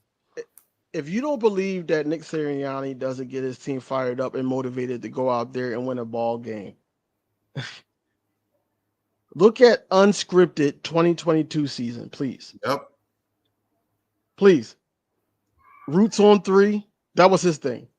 Yeah. And they ran with it. The vets started to believe in it. They ran with that.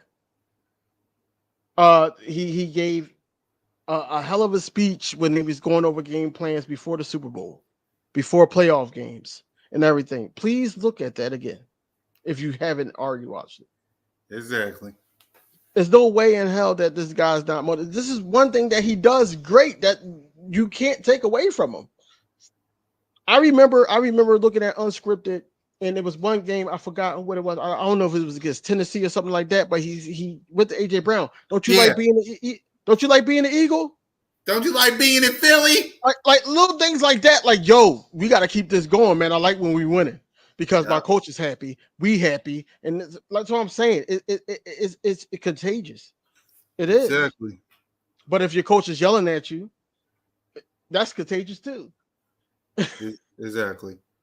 The Flowers, LOL. If Kelsey don't endorse it, And you know, at the end of the day, Nick Sirianni is your head coach, and ain't a damn thing you can do about it. Sorry.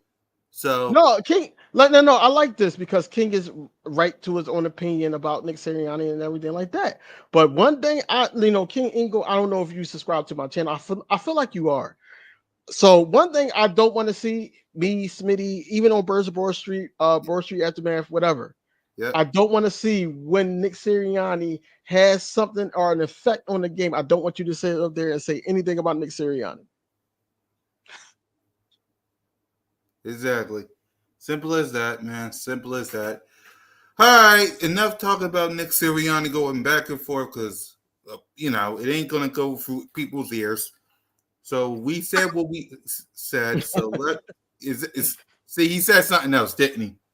No, he said I could do that. He was replying what I said. Exactly. Right. So let's go ahead. Let's give our final thoughts. We're already in the 2-hour range. Thank King DV for rocking with us. Salute to Trey. Salute to everybody that rocking with us. So go ahead, King, give you our final thoughts. People, we are 8 days away. 8 days away from the start of training camp. Just embrace it, man. It's going to be a lot more content from us. It's not going to be that much dry spots in conversations because now we got things to talk about. I know me, Cool Cat. I think Trey might be at open practice on August 1st. Yeah. Yeah, I just think that it's just a lot to get into, man. There's a lot of people. Next There's a week, lot of Julius. people it's a lot of people that's going to be there. So just stay tuned. Next week, next Tuesday. Yep. Next Tuesday. So a week from tomorrow. Right. But yeah, it's a lot to get into. I'm still gonna be pumping out videos about certain things, positional battles, even different positions to see how we can strengthen up the position. What's different from this year and try to motivate fans, that think less of a Jordan Davis or something like that, right? Mm-hmm. But just stay tuned for everything, man, and enjoy the ride of getting this 53-man roster together. I feel like I had last thing. Yeah. I had a lunch while I was with my wife at Penrose Diner. If anybody that lives in Philly, you know where that's at. That's around the corner from the training camp and also the stadiums. Yeah. And he was basically saying he's worked for the Eagles, and he said that they're comfortable with the wide receiver 3 position. So we could dead all the trade talks for Trey Burks and or anybody else. There's no way it's going to happen because they comfortable with whoever they got in the building at wide receiver 3. So I mean, all that, man. Look, man, you can follow me all on social media platforms, King DV Sports, all one word. But until next time, man, go Birds, man. Thanks for having me on the platform. No problem. Go ahead, Trey. Man, you already know. Like DV said, football here is back. Mm-hmm. It's back, man. It's what the open practice August 1st. I'll be attending. I know all y'all two will be attending. Yep. I mean, after that, we rocking and rolling. You get some preseason games, and then season right there. Like y'all not hype. I'm hype. I don't know. I hate this little stretch when there ain't no basketball, no football. Like, bro, this be the worst time. This be the worst time of the season, man. I don't even know Yeah, what to do with myself. Trey, you be sitting, yeah, you be sitting up there like SS consistent content creators. We sit up there and be like, "Yo, did Jalen Hurts chew his gum on the left hand side?" Because we're trying to get a story instead of just being like talking Yeah, football. this You know, it's dumb. anything. Try to talk about anything. It be like, Yeah, man, basketball over, football over, ain't nothing but baseball and stuff like. I don't watch no baseball. Like, man, we need some football back, man. Well, it's right Mhm. around the corner, man. Like, look, right around the corner. And like I said, I don't think a lot of people feel this way, but I feel like this team gonna be special this year. I feel like this gonna be a special unit, and we're gonna do some special things this year. I'm not saying Super Bowl. I'm just saying we're gonna be special. We're gonna be special. We're gonna turn this league up this year. And yeah. that's all I really got to say about it, man. Fly Eagles fly. It's your boy One Tree Rock. I'm out of here. Yeah, and for me, y'all, we're officially 52 days away from kickoff with Eagles and Packers in Brazil. We're officially 8 days away from training camp, man. This drought is officially over.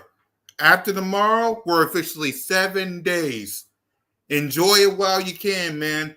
And trust me, we will be back up here on Broad Street Aftermath. The countdown will be on Cool Cat Mitch. We'll be on B.O.B.S. Lots of content coming for the three of us, man. So stay tuned, man.